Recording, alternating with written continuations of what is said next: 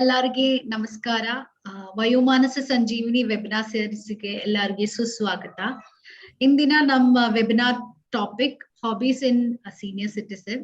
So topic ಬಗ್ಗೆ ಚರ್ಚೆ ಮಾಡಕ್ಕೆ ನಮ್ ಜೊತೆ ಇದೆ doctor Aruna. And our host for the day is Ranganath Rao sir. And to introduce about Vayomanasa Sanjeevani, we have Rajarajeshwari madam. She is a volunteer of our Vayomanasa Sanjeevani, also a lay counselor. And I welcome you, madam, and I welcome Ranganath Rao sir, our host, and our speaker for the day, Aruna ma'am. And I would like to say that ivattu nam program speciality ಏನಂತ, today is our 50th webinar. I would like to thank all the participants who have actively participated in our sessions. So now I welcome Rajarajeshwari madam to introduce about Vayomanasa Sanjeevani. On to you, madam. Thank you. Ma'am, ನೀವು mute ಅಲ್ಲಿ ಇದ್ದಾರೆ. I'm so sorry.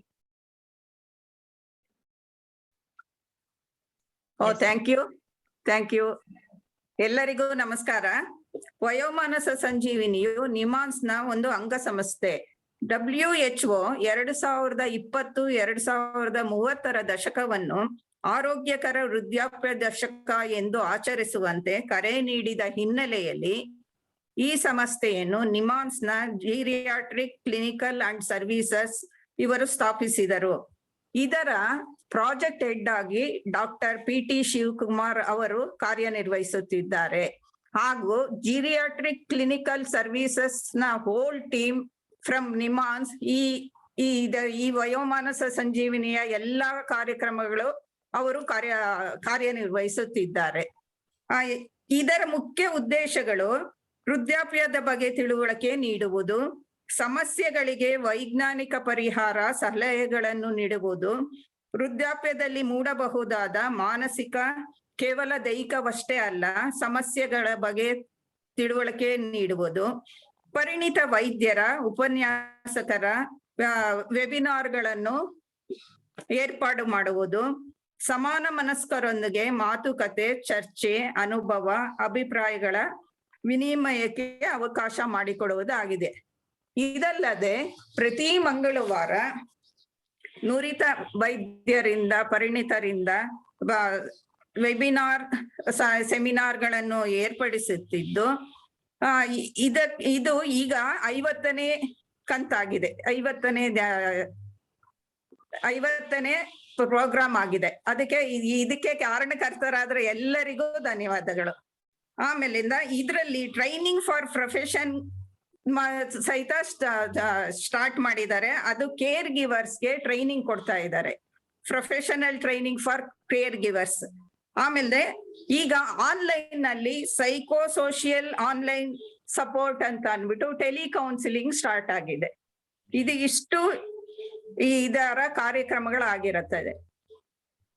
ಈಗ ಈ ದಿನದ doctor Aruna ಅವ್ರಿಗೆ ನಮಸ್ಕಾರ. ಹಾಗೂ over to Ranganath Rao to continue the program. Thank you, Rajeshwari madam. Thank you. Now I welcome Ranganath Rao sir. He is a lay counselor and he's also active volunteer of our Vayomanasa Sanjeevani. On to you, sir. Thank you. ಎಲ್ಲರಿಗೂ ನಮಸ್ಕಾರ. ಒಂದು saying ಇದೆ ಕನ್ನಡದಲ್ಲಿ, ಎಲ್ಲರೂ ಮಾಡುವುದು ಹೊಟ್ಟೆಗಾಗಿ ಗೇಣು ಬಟ್ಟೆಗಾಗಿ ಅಂತ. ಇದು ದಾಸರ ಪದ. ಮೊದಲು ಹೊಟ್ಟೆ ತುಂಬಿದ ಮೇಲೆ ಮಾತ್ರ ಬೇರೆ ಎಲ್ಲಾನು ಯೋಚನೆ ಮಾಡೋದು. ಹೊಟ್ಟೆ ಬಟ್ಟೆ ಕಟ್ಟಿ ಮಕ್ಕಳನ್ನ ಮುಂದೆ ತಂದ್ರು ಅನ್ನೋದು ಒಂದು ಸ್ಟೇಟ್ಮೆಂಟ್ ಇದೆ. ಅಂದ್ರೆ ಮಕ್ಕಳ ಶ್ರೇಯಸ್ಸಿಗಾಗಿ ಎಷ್ಟೋ ಸಲ ಕೆಲ ತ್ಯಾಗಗಳನ್ನ ಮಾಡ್ತಾರೆ. ಅಂದ್ರೆ ಊಟ ಬಟ್ಟೆ ಇನ್ನ ಮುಖ್ಯ, ಮಕ್ಕಳ ಶ್ರೇಯಸ್ಸು ಅಂತಂದ್ರೆ ಎಷ್ಟೋ ಸಲ ಊಟಕ್ಕಿನ್ನ ಬೇರೆ ಅದಕ್ಕೆ ಇಂಪಾರ್ಟೆಂಟ್ ಆಗುತ್ತೆ ಅಂತ. ಈ ಹೊಟ್ಟೆ ಬಟ್ಟೆ ಹೊರೆಯೋದ್ರಲ್ಲಿ ನಮ್ಮ ಜೀವನದ ಬಹುಭಾಗ ಕಳೆದೋಗುತ್ತೆ.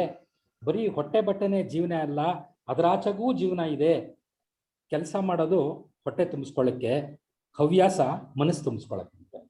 ಮನಸ್ಸು ತುಂಬಿಸ್ಕೊಳ್ಳೋದು ಅಂತಂದ್ರೆ ಮನಸ್ಸು ಸಂತೋಷವಾಗಿರೋದು, ಅದು ತುಂಬಾ ಮುಖ್ಯ ಆಗುತ್ತೆ. ಜೀವನದ ಬೇರೆ ಬೇರೆ ಕಾಲಘಟ್ಟದಲ್ಲಿ ಆಯಾ ಪರಿಸ್ಥಿತಿಗೆ ತಕ್ಕಂತೆ ಹವ್ಯಾಸಗಳನ್ನ ಮಾಡ್ಕೊಳ್ತಿರ್ತೀವಿ, ಅದು ಬದಲಾಗ್ತಿರುತ್ತೆ. ಆದರೆ ನಮ್ಮ ಜೀವನದ ಸಂಧ್ಯಾ ಕಾಲದಲ್ಲಿ ಹಿರಿಯ ನಾಗರಿಕರಿಗೆ ಹೊಟ್ಟೆ ತುಂಬಿಸ್ಕೊಳ್ಳೋ ಯೋಚನೆ ದೂರ ಆಗಿರುತ್ತೆ. ಈಗ ಬೇಕಿರೋದು ಮನಸ್ಸನ್ನ ಸಂತೋಷವಾಗಿ ಇಟ್ಕೊಳ್ಳೋದು. ಹಾಗಾಗಿ ಹವ್ಯಾಸ ಮುಖ್ಯ ಪಾತ್ರ ವಹಿಸುತ್ತೆ. ಈ ಹಂತದಲ್ಲಿ ದುಡಿಮೆ ನಿಲ್ಲಿಸೋದು ಅನಿವಾರ್ಯ. ರಿಟೈರ್ಮೆಂಟ್ ಇಂದಾಗ್ಬೋದು ಅಥವಾ ಶಕ್ತಿ ಕುಂದಿದ್ದಿಂದ ಆಗ್ಬೋದು. ಇಷ್ಟು ದಿನ ಕ್ರಮಬದ್ಧವಾಗಿ ನಡೀತಿದ್ದಂತಹ ಒಂದು ಜೀವನ ಸಂಪೂರ್ಣ ಬದಲಾಗೋ ಪರಿಸ್ಥಿತಿ ಬಂದಿರುತ್ತೆ. ಎಷ್ಟೋ ಸಲ ಹೊಂದ್ಕೊಳ್ಳೋಕ್ಕಾಗ್ದಿರ ಚಟ್ಪಡಿಸೋರನ್ನ ನೋಡಿದ್ದೀವಿ. ಮನೆಯಲ್ಲೇ ಕೂತು ಏನು ತೋಚಿದಿರ ಎಲ್ಲರ ಕೆಲಸಗಳಲ್ಲಿ ಮೂಗು ತೂರಿಸಿ ಅವ್ರಿಗೆ ಕಿರಿಕಿರಿ ಮಾಡಿ ಮನಸ್ಸನ್ನ ಬೇಜಾರು ಮಾಡ್ಕೊಳ್ಳೋದು ಇದೆ. ಇದೆಲ್ಲ ಆದಾಗ ಆ ಸಮಯದಲ್ಲಿ ಯಾರನ್ನ ಹೇಳ್ತಾರೆ, ಯಾಕೆ ಇಷ್ಟು ಒದ್ದಾಡ್ತೀರಾ, ಏನಾದ್ರೂ ಒಂದು ಹವ್ಯಾಸ ಬೆಳೆಸ್ಕೊಳ್ಳಿ ಅಂತ ಹೇಳ್ತಾರೆ. ಅಂದ್ರೆ ಜೀವನ ಸೊಗಸಾಗಿರ್ಬೇಕು ಅಂದ್ರೆ ಒಂದಷ್ಟು ಹವ್ಯಾಸ ಬೆಳೆಸ್ಕೊಳ್ಬೇಕು. ಈ ಹವ್ಯಾಸದ ಬಗ್ಗೆ ಒಂದಷ್ಟು ತಿಳುವಳಿಕೆ ಕೊಡ್ಲಿಕ್ಕೆ, ಅದರೊಳಗೂ ನಿವೃತ್ತಿಯ ನಂತರ ಹಿರಿಯ ನಾಗರಿಕರು ಹೇಗಿರಬೇಕು, ಹೇಗಿದ್ರೆ ಚೆನ್ನ, ಅವರ ಹವ್ಯಾಸಗಳು ಹೇಗಿರಬೇಕು ಅಂತ ತಿಳಿಸ್ಕೊಳ್ಳಿಕ್ಕೆ ನಮ್ಮ ಜೊತೆ ಇದ್ದಾರೆ ಡಾಕ್ಟರ್ ಅರುಣಾ ಏಡಿಯಾಳ್ ಅವರು. ನಮಸ್ಕಾರ ಡಾಕ್ಟ್ರೆ, ಕಾರ್ಯಕ್ರಮಕ್ಕೆ ಹೃತ್ಪೂರ್ವಕ ಸ್ವಾಗತ. ಈಗ ಡಾಕ್ಟರ್ ಅರುಣ ಅವರ ಒಂದು ಸಣ್ಣ ಪರಿಚಯ. ಅವರು ಸದ್ಯ father Muller medical college Mangaluru ಇಲ್ಲಿ ಸೈಕ್ಯಾಟ್ರಿಕ್ ವಿಭಾಗದಲ್ಲಿ head of the department professor ಆಗಿ ಕೆಲಸ ಮಾಡ್ತಾ ಇದ್ದಾರೆ. ಇವರು 2001ರ MBBS ನ ಚಿನ್ನದ ಪದಕ ವಿಜೇತರು. ಆಮೇಲೆ ಇಂಡಿಯನ್ ಸೈಕ್ಯಾಟ್ರಿಕ್ ಸೊಸೈಟಿ ಕರ್ನಾಟಕ ಚಾಪ್ಟರ್ನ ಪ್ರಕಟಣೆಗಳಲ್ಲೇ ಅದರ ಸಂಪಾದಕತ್ವವನ್ನ 2 ವರ್ಷಗಳಿಂದ ವಹಿಸಿ ಈಗ ಅದನ್ನ ಬಿಟ್ಟುಕೊಟ್ಟಿದ್ದಾರೆ. ಗೌರವ ಸಂಪಾದಕರಾಗಿ ಕೆಲಸ ಮಾಡಿದ್ದಾರೆ. ಮನೋವೈದ್ಯಕೀಯ ವಿಷಯಗಳಲ್ಲಿ ಕನ್ನಡ ಮತ್ತು ಇಂಗ್ಲಿಷ್ನಲ್ಲಿ ಪುಸ್ತಕ ಪ್ರಬಂಧಗಳನ್ನು ಪ್ರಕಟಿಸಿದ್ದಾರೆ. ಅದಕ್ಕೆ ಒಂದಷ್ಟು ಪ್ರಶಸ್ತಿಗಳನ್ನು ಗಳಿಸಿದ್ದಾರೆ. ಇನ್ನು ತಮ್ಮ ಕಾರ್ಯಕ್ಷೇತ್ರದ ಹೊರತಾಗಿ ಹೊರಗಡೆ ಕೂಡ ಬಹಳಷ್ಟು ಕೆಲಸ ಮಾಡಿದ್ದಾರೆ. ಇವರ ಚೊಚ್ಚಲ ಕಾದಂಬರಿ ಮನವೆಂಬ ಮಾಯಾಮೃಗ, ಇದು ತರಂಗ ಮಾಸಪತ್ರಿಕೆಯಲ್ಲಿ ಧಾರಾವಾಹಿಯ ಪ್ರಕಟವಾಗಿದೆ. ಇದರ ಜೊತೆಗೆ ಮನೋವೈದ್ಯಕೀಯ ವಿಷಯವಾಗಿ ಬರೆದ ಸಣ್ಣ ಸಣ್ಣ ಕಥೆಗಳು, ಹಲವಾರು ವಿಷಯಗಳು ನಿಯತಕಾಲಿಕೆಗಳಲ್ಲಿ ಪ್ರಕಟಗೊಂಡಿದೆ. ಇದ್ರ ಜೊತೆಗೆ ಇವರು ಚಿತ್ರಕಲೆಯಲ್ಲೂ ಕೂಡ ಒಂದಷ್ಟು ನಿಪುಣತೆ ಸಾಧಿಸಿದ್ದಾರೆ. ಇಂಥ ವೈವಿಧ್ಯ ಹವ್ಯಾಸ ಇರುವ ಪ್ರತಿಭೆ ತಮ್ಮ ಅಭಿಪ್ರಾಯಗಳನ್ನು ಹಂಚಿಕೊಳ್ಳಕ್ಕೆ ನಮ್ಮ ಜೊತೆಗಿದ್ದಾರೆ. ಮತ್ತೊಮ್ಮೆ ಸ್ವಾಗತ ಡಾಕ್ಟ್ರೆ. ಕಾರ್ಯಕ್ರಮ ಶುರು ಮಾಡೋಣವಾ? ಒಂದು ಸಣ್ಣ ಸೂಚನೆ. ಯಾವಾಗಿನಂತೆ ಈ ಮಾತುಕತೆಯ ಕೊನೆಯಲ್ಲಿ ನಿಮ್ಮೆಲ್ಲ ಪ್ರಶ್ನೆಗಳಿಗೆ ಡಾಕ್ಟರ್ ಅವರು ಉತ್ತರ ಕೊಡಿಸ್ತಾರೆ. ಅದನ್ನ ಸದುಪಯೋಗಪಡಿಸ್ಕೊಳ್ಳಿ. ಡಾಕ್ಟ್ರೆ, ಮತ್ತೆ ನಿಮ್ ಕಡೆಗೆ ಬರ್ತೀನಿ. ನೀವು ಎಸ್ ಅಂದ್ರೆ ಕಾರ್ಯಕ್ರಮ ಶುರು ಮಾಡೋಣ. ನಮಸ್ಕಾರ ಸರ್. ನೆರೆದ ಎಲ್ಲರಿಗೂ ಧನ್ಯವಾದ. ಮುಖ್ಯವಾಗಿ ನಿಮ್ಹಾನ್ಸ್ನವರು ಯಾವಾಗ್ಲೂ ಸ್ವಲ್ಪ out of the box think ಮಾಡ್ತಾರೆ ಅನ್ನೋದಕ್ಕೆ ಇದೊಂದು ನಿದರ್ಶನ ಅನ್ಬಹುದು.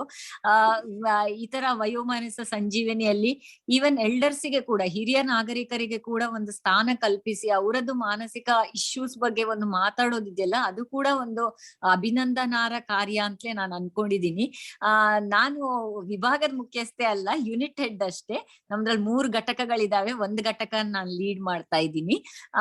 ಈ ಟಾಕಿಗೆ ನನ್ನನ್ನು ಬಹುಶಃ ರೆಕಮೆಂಡ್ ಮಾಡಿದ್ದು ನಾನು ಹವ್ಯಾಸಗಳಲ್ಲಿ ಪ್ರವೀಣೆ ಅಂತ ಅಲ್ಲ ಅಂತ ಅನ್ಕೊಂಡಿದೀನಿ. ನಾನು ತುಂಬಾ ಸಲ ಸಿಂಡಿಕೇಟ್ ಬ್ಯಾಂಕ್ ಇದ್ದು ರಿಟೈರಿ ಪೀಪಲ್ಗೆ ರಿಟೈರ್ಮೆಂಟ್ ಪ್ರೋಗ್ರಾಮ್ ಅಲ್ಲಿ ಪಾರ್ಟ್ ತಗೊಳ್ತಾ ಇದ್ದೆ. ಅವರಿಗೆ ಸ್ಟ್ರೆಸ್ ಮ್ಯಾನೇಜ್ಮೆಂಟ್ ಬಗ್ಗೆ almost for may be 4 years ನಾನು ಕಂಟಿನ್ಯೂಸ್ ಆಗಿ ತಿಂಗಳಿಗೆ 1-2-3 ಸಲ ಮಣಿಪಾಲಿಗೆ ಹೋಗಿ ಸಿಂಡಿಕೇಟ್ ಬ್ಯಾಂಕ್ ಅಲ್ಲಿ ರಿಟೈರಿ ಎಂಪ್ಲಾಯೀಸ್ಗೆ ಕಾರ್ಯಾಗಾರ ತಗೊಳ್ತಾ ಇದ್ದೆ, ವರ್ಕ್ಶಾಪ್.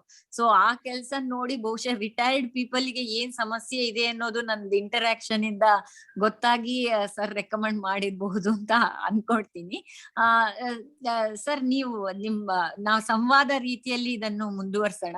ಇದೆಲ್ಲ ಹೇಳಕ್ಕೆ ಸೈಕ್ಯಾಟ್ರಿಸ್ಟೇ ಬೇಡ, ಯಾರಾದ್ರೂ ಅವ್ರು ಹಿರಿಯರ ಬಗ್ಗೆ ಯಾರು ತಿಳ್ಕೊಂಡಿರ್ತಾರೋ ಅವರು ಸ್ವಲ್ಪ ಹೇಳಿದ್ರು ಆಗತ್ತೆ. ಬಟ್ ಸರ್ ಈ ತರ ಇದನ್ನ ಸಂವಾದನ ತಕೊಂಡ್ ಹೋಗೋಣ ಅಂದಾಗ ನನ್ಗೂ ಅವ್ರು ಹೇಳೋದು ಕರೆಕ್ಟ್ ಅಂತ ಇರ್ಬೋದು ಅನ್ಸ್ತು. ಬಿಕಾಸ್ ಅವರಿಗೆ ತುಂಬಾ ಟಚ್ ಇರುತ್ತೆ ಹಿರಿಯ ನಾಗರಿಕರ ಜೊತೆಗೆ.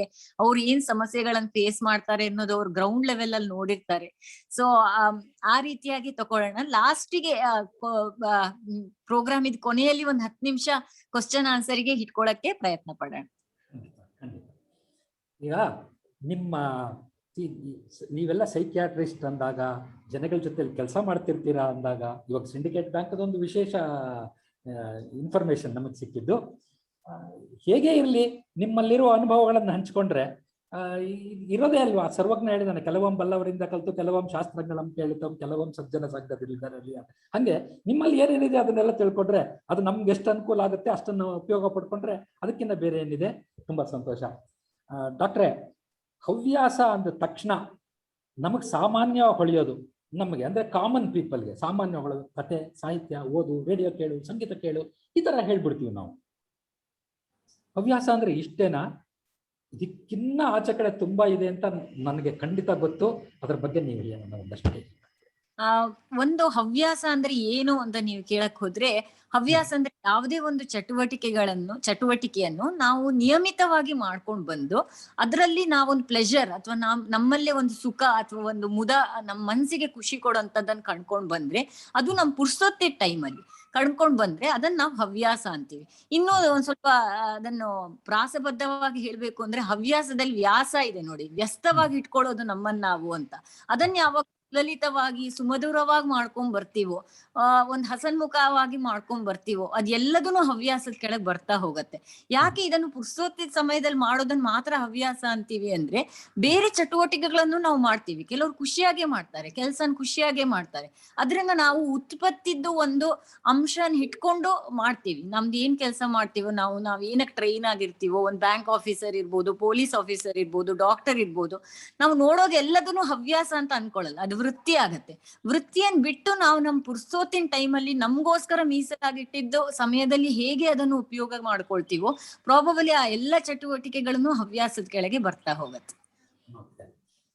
ಹಂಗಂದ್ರೆ ಹವ್ಯಾಸಕ್ಕೆ ಒಂದು ವಿಶಾಲವಾದ ಕ್ಯಾನ್ವಾಸ್ ಇದೆ ಅನ್ಸುತ್ತೆ. ಆಕಾಶದಷ್ಟೇ ವಿಶಾಲ, ಸಮುದ್ರದಷ್ಟೇ ಆಳ ಇರ್ಬೋದು. ಓಕೆ, ಈಗ ಬಿಡುವಿನ ಸಮಯ ಅಂತ ಹೇಳಿದ್ರಿ ನೀವು. ಬಿಡುವಿನ ಸಮಯ ಅನ್ನೋ ಪ್ರಶ್ನೆ ಬಂದಾಗ, ನಾವು ಹಿರಿಯ ನಾಗರಿಕರು ಅಂತಂದಾಗ ನಮ್ಮ ಹೊಟ್ಟೆ ಹೊರೆಯುವ ಕೆಲಸಗಳನ್ನ ಇದೆಯಲ್ಲ, ಅಂದ್ರೆ ನೀವು ಹೇಳಿದ್ರಲ್ಲ, ಉತ್ಪತ್ತಿ ಮಾಡುವಂತ ಒಂದು ಅದನ್ನ ದಾಟಿ ನಾವು ಬಂದಿರೋದ್ರಿಂದ ನಮ್ಗೆ ಬಿಡುವು ಅಂತ ನಾನು ಹೇಳ್ತೇನೆ. ಒಂದಷ್ಟು ಸಮಯ ಇದೆ, ಒಂದಷ್ಟು ಸಮಯ ಪರ್ಸನಲ್ಲು, ಫ್ಯಾಮಿಲಿಗೆಲ್ಲ ಇದೆ. ಅಷ್ಟೆಲ್ಲ ಆದ್ಮೇಲೂ ಕೂಡ ನಮಗೆ ತುಂಬಾ ಬಿಡುವಿದೆ ಹಿರಿಯ ನಾಗರಿಕರಿಗೆ ಅಂತ ಅಲ್ವಾ? ಅಂದ್ರೆ ನೆಮ್ಮದಿ ಕಾಣಕ್ಕೆ ಇಷ್ಟೊಂದು ಸಮಯ ಇರುವಾಗ ನಾವು ನೆಮ್ಮದಿ ಕಾಣ್ಬೇಕು ಅಂತೆಲ್ಲ ಆದಾಗ ಹವ್ಯಾಸಗಳ ಪಾತ್ರ ಏನು ಅಂತ ನಿಮ್ಮ? ನೀವ್ ಹೇಳ್ದಂಗೆ ಹಿರಿಯ ನಾಗರಿಕರಲ್ಲಿ ಈ ತರದ ಪಾತ್ರ ಏನು ಅಂತ ಒಂದ್ ಬರುತ್ತೆ. ಈಗ ನೀವು ಮೊದ್ಲು ಕೇಳಿದ್ರಿ ನನ್ಗೆ, ಸಂಗೀತ ಸಾಹಿತ್ಯ ಓದು ಇಷ್ಟೇನಾ ಹವ್ಯಾಸ ಅಂದ್ರೆ ಅಂತ. ಅದಕ್ಕೆ ಎಕ್ಸ್ಟೆನ್ಷನ್ ಆಗಿ ನಾನು ಏನ್ ಹೇಳ್ಬೇಕು ಇಷ್ಟಪಡ್ತೀನಿ ಅಂದ್ರೆ, ಲೋಕ ಭಿನ್ನ ರುಚಿ ಅಂತ ಹೇಳ್ತಾರೆ. ಒಬ್ಬೊಬ್ಬರ ಮನ್ಸು ಒಂದೊಂದ್ ತರ. ಈವನ್ ಫಿಂಗರ್ ಪ್ರಿಂಟ್ ಆದ್ರೂ ಐಡೆಂಟಿಕಲ್ ಟ್ವಿನ್ಸ್ ಸೇಮ್ ಇರ್ಬೋದಂತೆ, ಮೈಂಡ್ ಸೇಮ್ ಇರಲ್ಲ, ಆತರ ಬೇರೆ ಬೇರೆ ತರ ಇರತ್ತೆ. ಸೊ ಹಾಗಿದ್ದಾಗ ಒಬ್ಬೊಬ್ರದ ಅಭಿರುಚಿಗೆ ತಕ್ಕಂತೆ ಈ ಹವ್ಯಾಸಗಳು ಚೇಂಜ್ ಆಗ್ತವೆ.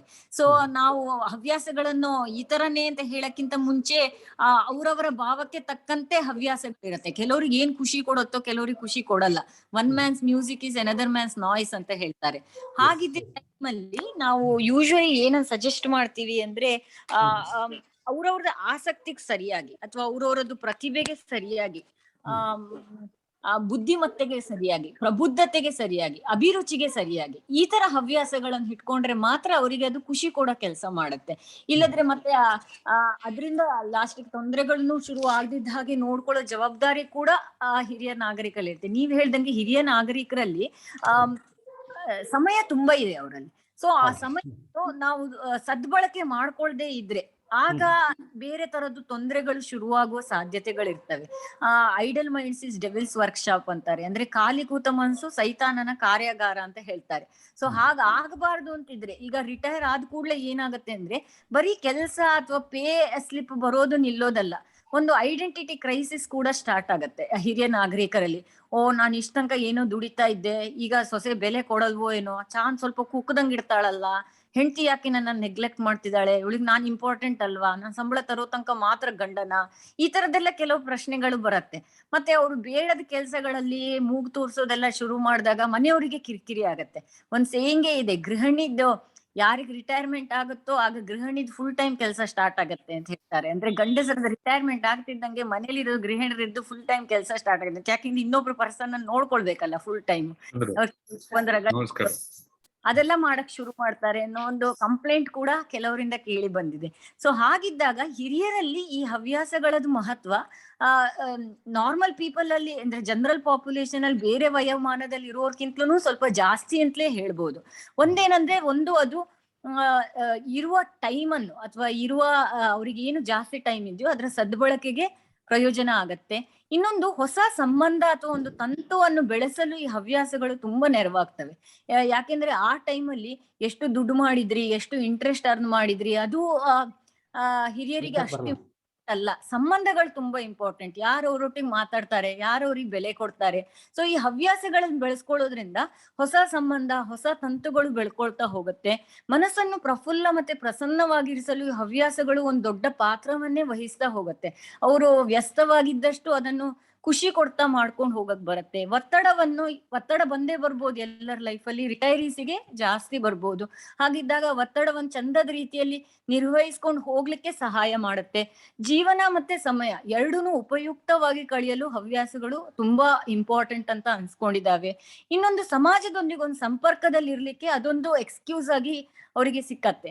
ಇನ್ನೊಂದು ಏಕಾತಾನತೆ ಆಗೋದು, ಬೇಜಾರಾಗೋದು, ಒಂಟಿತನ ಆಗೋದು ಇದೆಲ್ಲ ಕಾಡಬಾರ್ದು ಅಂದ್ರೆ ಒಂದು ಹವ್ಯಾಸಗಳದ್ದು ಮೊರೆ ಹೊಕ್ಕೋದು ತುಂಬಾ ಒಳ್ಳೆ ಸೂಚನೆ ಅಥವಾ ಸಲಹೆ ಅಂತಲೂ ಹೇಳ್ಬಹುದು. ತುಂಬಾ ಜಾಸ್ತಿ ಸಮಯ ಇರೋದ್ರಿಂದ ಅದರ ಸದ್ಬಳಕೆ ಮಾಡ್ಕೊಂಡಾಗ at the end of the day ಒಂದ್ ರೀತಿ ಸಂತೃಪ್ತಿ ಇರತ್ತೆ, ಒಂಥರ ಕಂಟೆಂಟ್ಮೆಂಟ್ ಇರತ್ತೆ. ನನ್ನ ಟೈಮನ್ನು ಚೆನ್ನಾಗಿ ಕಳ್ದೆ ಅನ್ನೋ ಒಂದು ಸ್ಯಾಟಿಸ್ಫ್ಯಾಕ್ಷನ್ ಅಥವಾ ಒಂದು ಫೀಲಿಂಗ್ ಅವರಲ್ಲಿ ಉಳ್ಕೊಳತ್ತೆ.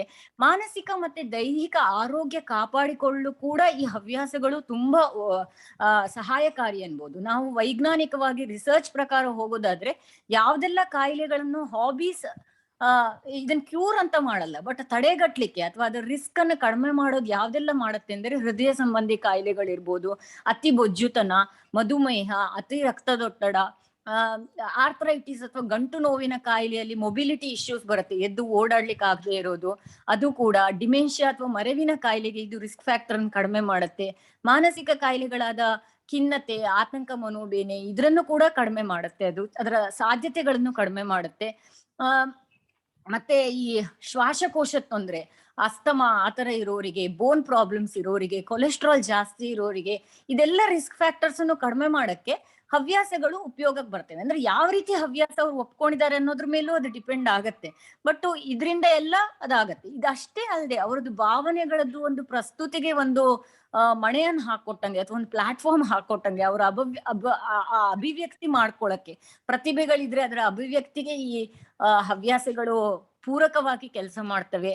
ಸಮಸ್ಯೆ ಪರಿಹಾರ ವಿಧಾನಗಳು ಕೂಡ ಈ ಹವ್ಯಾಸಗಳನ್ನು ಮಾಡ್ಕೊಳ್ದಿಂದ ಅಂದ್ರೆ ಪ್ರಾಬ್ಲಮ್ ಸಾಲ್ವಿಂಗ್ ಎಬಿಲಿಟೀಸ್ ಅಂತ ನಾವ್ ಹೇಳ್ತೀವೋ ಅದು ಜಾಸ್ತಿ ಆಗ್ತಾ ಹೋಗುತ್ತೆ ಹವ್ಯಾಸದಲ್ಲಿ ತೊಡಗಿಸ್ಕೊಂಡವರಿಗೆ. ಆಮೇಲೆ ಗಮನ ಕೇಂದ್ರೀಕರಿಸುವಿಕೆ, ಅಟೆನ್ಷನ್, ಫೋಕಸ್ ಮಾಡೋದು, ಅಟೆನ್ಷನ್ ಅನ್ನು ಕಾನ್ಸಂಟ್ರೇಟ್ ಮಾಡೋದು, ನೆನಪಿನ ಶಕ್ತಿಗೆ ವೃದ್ಧಿ ಮಾಡ್ಲಿಕ್ಕೆ ಹೆಲ್ಪ್ ಮಾಡುತ್ತೆ. ಈವನ್ ಡಿಮೆನ್ಷನ್ ಕೂಡ ಪ್ರಿವೆಂಟ್ ಮಾಡೋ ಸಾಧ್ಯತೆಗಳು ಕೂಡ ಇದಾವೆ. ಮಾನಸಿಕ ಮತ್ತೆ ಆತ್ಮಶಕ್ತಿಗೆ ಅಥವಾ ಆತ್ಮವಿಶ್ವಾಸ ಜಾಸ್ತಿ ಮಾಡಕ್ಕೆ ಕೂಡ ಹವ್ಯಾಸಗಳು ಪೂರಕವಾಗಿರ್ತವೆ.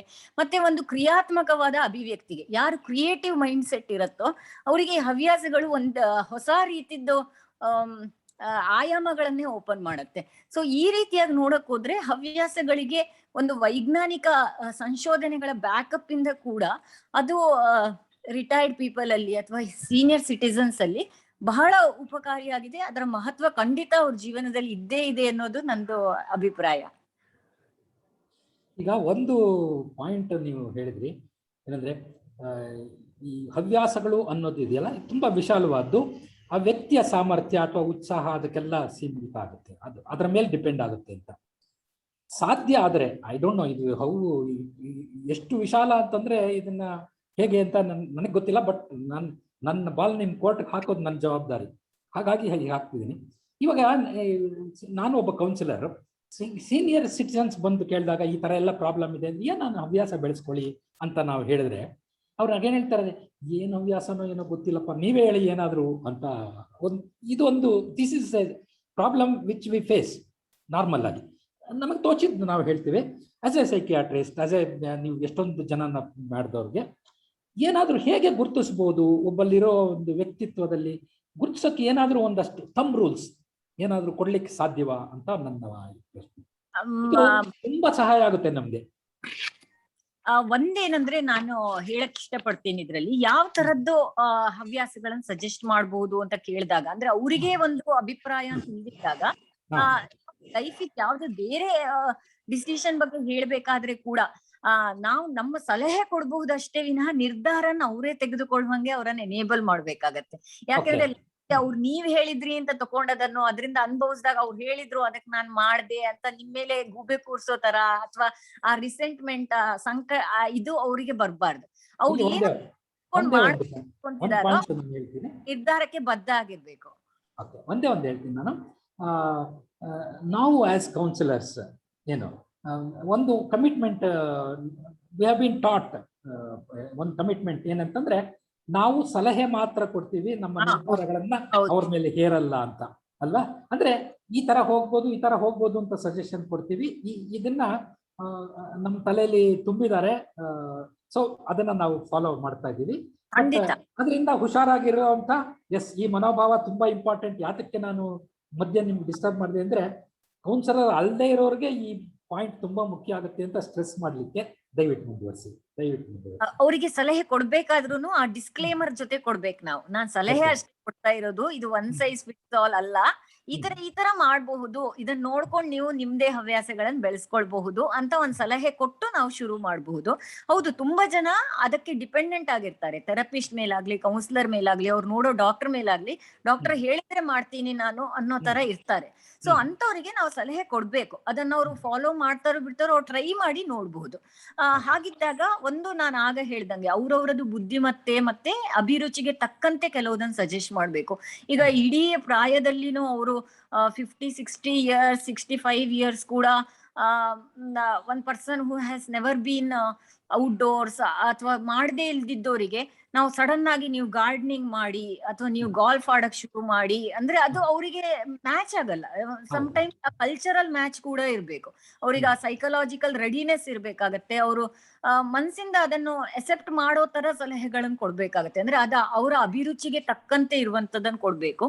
ನಾನ್ ಒಂದು ಏನು ಉತ್ತಮವಾಗಿ ಕಂಡುಹಿಡ್ಕೊಂಡಿದೀನಿ ಅಂದ್ರೆ ನಾನು ಅವರಿಗೆ ಅವ್ರ ಪ್ರಾಯದಲ್ಲಿದ್ದಾಗ ಏನ್ರ ಬಗ್ಗೆ ಅಭಿರುಚಿ ಇತ್ತು ಅದನ್ನ ಫಸ್ಟ್ ಕೇಳ್ಕೊಳ್ತೀನಿ.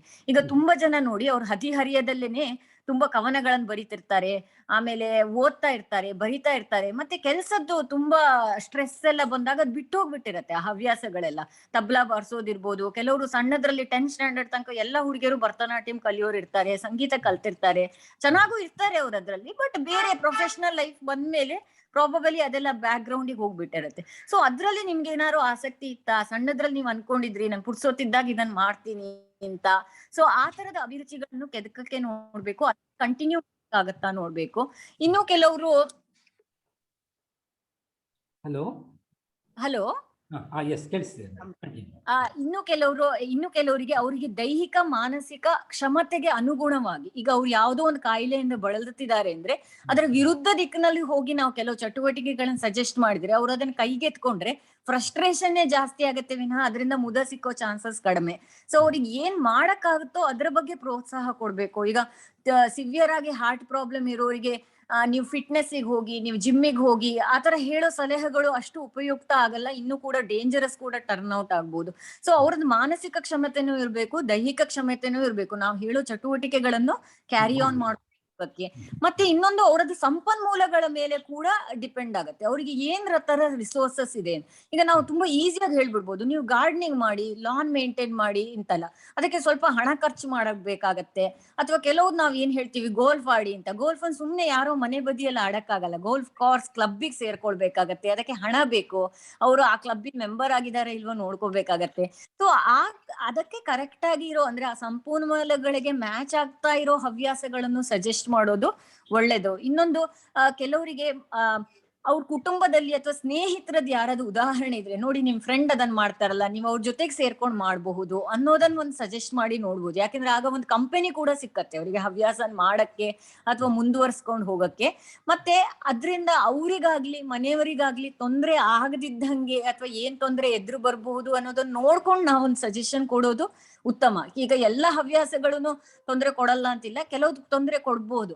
ಈಗ ನಾವ್ ಹೇಳ್ಬೋದು, ನೀವು ಮೊದ್ಲು ಪಿಯಾನೋ ಬಾರಿಸ್ತಿದ್ರಲ್ಲ ಸರ್, ನಿಮ್ ಫಸ್ಟ್ ವಯಲಿನ್ ಮಾಡಿಸ್ತಿದ್ರಲ್ಲ, ತಬ್ಲಾ ಮಾಡ್ತಿದ್ರಲ್ಲ, ಈಗ ಅದನ್ನ ಕಂಟಿನ್ಯೂ ಮಾಡಿ ಅಂತ. ಮನೇಲಿ ಓದೋ ಮಕ್ಕಳಿದ್ರೆ ಇವ್ರು ಗಂಟೆಗಟ್ಲೆ ಅದನ್ನ ಪ್ರಾಕ್ಟೀಸ್ ಮಾಡಿದ್ರೆ ಮನೇಲಿ ಬೇರೆಯವ್ರಿಗೆ ತೊಂದರೆ ಆಗತ್ತೆ. ಆಗ ಅವ್ರಲ್ಲಿ ಒಂದ್ ರೀತಿ ಘರ್ಷಣೆ ಸ್ಟಾರ್ಟ್ ಆಗತ್ತೆ. ಇವ್ರಿಗೇನು, ನಾನ್ ಕಟ್ಟಿರೋ ಮನೆ, ನಂದ್ ಮಕ್ಳು ಸೊಸೆ ಮೊಮ್ಮಕ್ಕಳು ಇಷ್ಟ ತಡ್ಕೊಳಕ್ ಆಗಲ್ವಾ, ನಾನು ಇಷ್ಟು ವರ್ಷ ಇವ್ರಿಗೆ ದುಡ್ದಿಲ್ವಾ, ನನ್ನೇ ನೀನ್ ಇವ್ರು ತಡ್ಕೊಳ್ದೆ ಇರೋದು, ಈ ತರ ಪ್ರಶ್ನೆಗಳು ಬರುತ್ತೆ. ಇದು ಯಾರಿಗೋಸ್ಕರ ದುಡಿದ್ರು ಅನ್ನೋದಲ್ಲ. ಒಂದು ಸಹಜೀವನ ಅಂತ ಇದ್ಮೇಲೆ ಅದ್ ಹವ್ಯಾಸನೇ ಆಗ್ಲಿ, ವೃತ್ತಿನೇ ಆಗ್ಲಿ, ಪ್ರವೃತ್ತಿನೇ ಆಗ್ಲಿ, ಒಬ್ರಿಗೊಬ್ರು ಹೊಂದ್ಕೊಂಡ್ ನಡೆದ್ರೆ ಮಾತ್ರ ಅದು ಎಲ್ಲರಿಗೂ ಖುಷಿ ಕೊಡತ್ತೆ. ಒಬ್ರಿಗ್ ಮನ್ಸಿನಲ್ಲಿ ಅದ್ರ ಬಗ್ಗೆ ಬೇಜಾರು ಉಂಟು ಮಾಡ್ಕೊಂಡ್ ನಮ್ಮ ಮನ್ಸಿಗೆ ಮಾತ್ರ ಖುಷಿ ಮಾಡ್ಕೊಂಡ್ರೆ ಆ ಹವ್ಯಾಸದಲ್ಲಿ ಜಾಸ್ತಿ ಹೊತ್ತು ಉಳಿಯಲ್ಲ, ಬರೀ ಉಳಿದ್ಬಿಡತ್ತೆ, ವ್ಯಾಕುಲತೆ. ಅದಕ್ಕೋಸ್ಕರ ಸ್ವಲ್ಪ ಬ್ಯಾಲೆನ್ಸ್ ಮಾಡ್ಕೊಂಡು ಮಾಡ್ಬೇಕು. ಸಲಹೆ ಕೊಡ್ಬೇಕಾದ್ರೆ ನೀವ್ ಹೇಳ್ಬಹುದು, ನಾನು ಇದನ್ನ ಸಜೆಸ್ಟ್ ಮಾಡ್ತೀನಿ, ನೀವು ಟ್ರೈ ಮಾಡಿ ನೋಡಿ, ಆಮೇಲೆ ನಿಮ್ಗೆ ಆಗ್ಲಿಲ್ಲ ಅಂದ್ರೆ you can get back to me, you can try several things and see which suits you ಅಂತ ಹೇಳ್ಬಹುದು. ಸೊ ಆ ರೀತಿ ಸಜೆಸ್ಟ್ ಮಾಡಬಹುದು ಅಂತ ನನ್ನ ಅಭಿಪ್ರಾಯ ಸರ್. ಇಲ್ಲಿ ನನ್ನ ಇದು ಡಾಕ್ಟರ್ MB ಹೆಗ್ಡೆ ಅವರ ಬಗ್ಗೆ ನೀವು ಕೇಳಿರ್ಬೇಕು ಅಲ್ವಾ? ಡಾಕ್ಟರ್ MB ಹೆಗ್ಡೆ ಅವರು ಒಂದು ಸಿಂಪಲ್ ಸಜೆಷನ್ ಕೊಟ್ಟಿದ್ರು. ನನ್ಗೆ ಎಷ್ಟು ಇಂಪ್ರೆಸ್ ಆಯ್ತು ಅಂತಂದ್ರೆ, ಇದನ್ನ ನಾನು with your permission I would like to share. ಅವ್ರು ಏನ್ ಹೇಳಿದ್ರು, ನಿಮ್ಗೆ ಏನು ತೋಚ್ತಾ ಇಲ್ವಾ, ಏನು ಮಾಡಕ್ ತೋಚ್ತಾ ಇಲ್ವಾ, ಒಂದು ಬೋರ್ಡ್ ಬರ್ಕೊಳ್ಬೇಕಂತೆ, ಏನು ನಿಲ್ಲಿ ಅಂತ, ಸ್ಟಾಪ್ ಅಂತ ಬರ್ಕೊಳ್ಬೇಕಂತೆ. ಸ್ಟಾಪ್ ಅಂತ ಬರ್ಕೊಂಡು ಅದು ಗಂಡಿ ಸಿಕ್ಸ್ಕೊಳ್ಳಿ. ಎಷ್ಟು ಚೆನ್ನಾಗಿ ಹೇಳಿದಾರೆ ಅವರು ಅಂತಂದ್ರೆ, ಹೋಗಿ ನಿಮ್ಮ ಹತ್ರ ಸ್ಕೂಲ್ ಯಾವ್ದಾನ ಇದ್ರೆ ಅದ್ರ ಹತ್ರ ಹೋಗಿ, ಆಯ್ತಾ, 8:00 ಸ್ಕೂಲ್ ಸ್ಟಾರ್ಟ್ ಆಗುತ್ತೆ ಅಂದ್ರೆ 8 ಗಂಟೆಗೆ ಅಲ್ಲೋಗಿ ನಿಂತ್ಕೊಳ್ಳಿ. ಮಕ್ಕಳೆಲ್ಲ ಕ್ರಾಸ್ ಮಾಡ್ತಿರ್ತಾರೆ, ವೆಹಿಕಲ್ ಬರುತ್ತೆ, ನಿಲ್ಲಿ ಎನ್ನಿ, ಮಕ್ಕಳನ್ನೆಲ್ಲ ಆಚೆ ಕಡೆ ಕಳಿಸಿ, ಆಯ್ತಾ. ಎಲ್ಲ ನೀವು ಹೋಗಿ ಪ್ರಿಪ್ರೇಷನ್ ಆಗಿ ಹೋಗಿ ಬರೋಟ್ರಿಗೆ 1.5 hours 2 hours ಹೋಗುತ್ತೆ. ಮತ್ತೆ ಸಾಯಂಕಾಲ ರಿಪೀಟ್ ಮಾಡಿ. ಇದರಿಂದ ಏನು ಉಪಯೋಗ ಆಗುತ್ತೆ ಮಕ್ಕಳಿಗಂತೆ. ಇನ್ನೊಂದು ಪಾಯಿಂಟ್ ಸ್ಪೆಸಿಫಿಕ್ ಆಗಿ ಹೇಳಿದ್ರು ಅಂತಂದ್ರೆ, ಬೇರೆ ಎಲ್ಲಾದ್ರೂ ಆ ಮಗು ಆಚೆ ಕಡೆ ಕಂಡ್ರೆ ಅಮ್ಮನ ಜೊತೆಲಿ ಅಪ್ಪನ ಜೊತೆಲಿ ಹೋಗ್ತಿದ್ರೆ ಈ ತಾತನೇ ನಮ್ಗೆ ಕಳಿಸೋದು ಅಂತ ತೋರಿಸ್ತಾರೆ. ಆಗ ಸಿಗೋ ಖುಷಿ ಇದೆಯಲ್ಲ ಅಂತ ತುಂಬಾ ಚೆನ್ನಾಗಿರುತ್ತೆ ಅಂತ. ಇದು MB ಹೆಗ್ಡೆ ಅವ್ರು ಹೇಳಿದ್ದು ನಂಗೆ ತುಂಬಾ ಇಂಪ್ರೆಸ್ ಆಗಿದ್ದಂಥದ್ದು. ಅಂದ್ರೆ ಹವ್ಯಾಸ ಬೆಳೆಸ್ಕೊಳ್ಬೇಕು ಅಂತಂದ್ರೆ ಮನಸ್ಸು ಓಪನ್ ಆಗಿ ಇಟ್ಕೊಳ್ಳೋದು ಅಂತ ನೀವೇನ್ ಹೇಳಿದ್ರಿ, ಅದಕ್ಕೆ ಪೂರಕವಾಗಿ ನಾನು ಹೇಳಿದೆ ಅಷ್ಟೇ, ವಿತ್ ಯುವರ್ ಪರ್ಮಿಷನ್. ಈಗ ಹವ್ಯಾಸಗಳಿಂದ ತೊಂದರೆ ಆಗೋ ಸಾಧ್ಯತೆಗಳಿವೆ ಅಂತ ಒಂದು ಇಂಡಿಕೇಶನ್ ಕೊಟ್ರಿ, ನೀವು ಒಂದು ಎಕ್ಸಾಂಪಲ್ ಕೊಟ್ರಿ. ಇದನ್ನೇನ ನಾವು ವಿಸ್ತೃತವಾಗಿ ಅದನ್ನ ನಿವಾರಿಸಕ್ಕೆ ಏನು ಅಂತ, ಹೇಗೆ ಅಂತ ಏನಾದ್ರು ಹೇಳ್ತೀರಾ? ಖಂಡಿತ ಸರ್. ಒಂದು, ಎಲ್ಲರೂ ಹವ್ಯಾಸ ಅಂದ್ರೆ ಬರೀ ಅದ್ರದ್ದು ಪ್ಲಸ್ ಪಾಯಿಂಟ್ಸ್ ಅನ್ನು ಮಾತಾಡ್ತಾರೆ. ಅಂದ್ರೆ ಹವ್ಯಾಸ ಮಾಡು, ಇದೆಲ್ಲ ಬೆನಿಫಿಟ್ಸ್ ಇದೆ, ಈ ತರ ಎಲ್ಲ ಉಪಯೋಗ ಇದೆ, ಹವ್ಯಾಸ ಮಾಡ್ಲೇಬೇಕು, ಮಾಡಿದ್ರೆ ಒಳ್ಳೇದು, ಏನೇನೆಲ್ಲ ತಡಿಬಹುದು, ಇದನ್ನೆಲ್ಲ ಹೇಳ್ತಾರೆ. ಹವ್ಯಾಸದಿಂದ ತೊಂದರೆ ಆಗಿ ಅದ್ರ ಬಗ್ಗೆನೂ ಹಾಕೊಂಡ್ ಬಂದವ್ರದ್ದು ಕೂಡ ತುಂಬಾ ಕಷ್ಟಗಳನ್ನ ಅನುಭವಿಸ್ಕೊಂಡು ಅದನ್ನೇ ಸಮಸ್ಯೆ ಆಗಿ ಮಾಡ್ಕೊಂಡ್ ಬಂದವ್ರನ್ನ ಕೂಡ ನಾವು ನೋಡಿದೀವಿ. ಯಾವಾಗ ಸಮಸ್ಯೆ ಆಗತ್ತೆ ಅನ್ನೋದನ್ನ ಅರ್ಥ ಮಾಡ್ಕೊಳ್ಬೇಕು. ಒಂದು, ಅವ್ರ ಅಭಿರುಚಿಗೆ ಆಗ ನಾನು ಹೇಳ್ದಂಗೆ ತಕ್ಕಂತೆ ಆಗಿಲ್ದೇ ಇರೋ ಹವ್ಯಾಸಗಳನ್ನ ತಕೊಂಡಾಗ, ಅಳವಡಿಸ್ಕೊಂಡು ಹೋದಾಗ, ಅಥವಾ ಹವ್ಯಾಸಗಳದ್ದು ಏನ್ ರೀತಿ ನೀತಿ ಅದನ್ನ ಹೇಗ್ ಮಾಡ್ಬೇಕು ಅಂತ ಅರ್ಥ ಮಾಡ್ಕೊಳ್ದೆ ಅದನ್ನು ಅಳವಡಿಸ್ಕೊಳ್ಳೋಕೆ ತೊಂದ್ರೆ ಆಗತ್ತೆ. ಇನ್ನೊಂದು, ಅವ್ರಿಗೆ ಹೊಂದಿಕೆ ಆಗದಿದ್ರೆ, ಮತ್ತೆ ಇನ್ನೊಂದು, ಬೇರೆಯವ್ರಿಗೆ ಕಿರಿಕಿರಿ ಆಗ್ತಾ ಇದ್ರೆ ನ್ಯಾಚುರಲಿ ಇವ್ರಿಗೂ ಆ ಕಿರಿಕಿರಿ ಸೂನರ್ ಆರ್ ಲೇಟರ್ ಟ್ರಾನ್ಸ್ಮಿಟ್ ಆಗೇ ಆಗತ್ತೆ, ಕಂಪ್ಲೇಂಟ್ ರೂಪದಲ್ಲಿ ಅವ್ರಿಗೆ ಗೊತ್ತೇ ಆಗತ್ತೆ ಅದು. ಇನ್ನೊಂದು, ಅತಿಯಾದ ನಿರೀಕ್ಷೆಗಳು ಇದ್ದಾಗ ಕೂಡ ನಾವು ತುಂಬಾ ಸಲ ಒತ್ತಡ ಜಾಸ್ತಿಯಾಗಿ ಅವರಿಗೆ ಬೇಜಾರಾಗೋ ಸಾಧ್ಯತೆಗಳೇ ಜಾಸ್ತಿ ಹವ್ಯಾಸಕ್ಕೆ. ಉದಾಹರಣೆಗೆ, ಏನೋ ಒಂದು ಗಾರ್ಡನ್ ಮಾಡಕ್ ಹೋಗ್ತಾರೆ, ಪಕ್ಕದ ಮನೆಯವ್ರದ್ ಗಾರ್ಡನ್ ತುಂಬಾ ಚೆನ್ನಾಗಿರತ್ತೆ, ಎಲ್ಲರೂ ಅವ್ರನ್ನ ಏನ್ ಮಾತ್ರ ಹೋಗೋದು, ನನ್ನ ಹತ್ರ ಜಾಗ ಇಲ್ವಾ ಅಂತ ಇವ್ರು ಮಾಡಕ್ ಹೋಗ್ತಾರೆ. ಅನ್ಕೊಂಡಿದ್ ರೀತಿಯಲ್ಲಿ ಅವ್ರಿಗೆ ಗಾರ್ಡನ್ ಬರಲ್ಲ. ಬರ್ದಿದ್ದಾಗ ಕೋಪನೂ ಬರುತ್ತೆ, ಸಿಟ್ಟು ಬರುತ್ತೆ, ಎಲ್ಲರೂ ಅವ್ರ ಗಾರ್ಡನ್ ಇನ್ನೂ ಚೆನ್ನಾಗಿದೆ ಅಂತ ಹೇಳ್ತಿದ್ದಾರೆ, ನನ್ ಗಾರ್ಡನ್ ಇಲ್ಲ.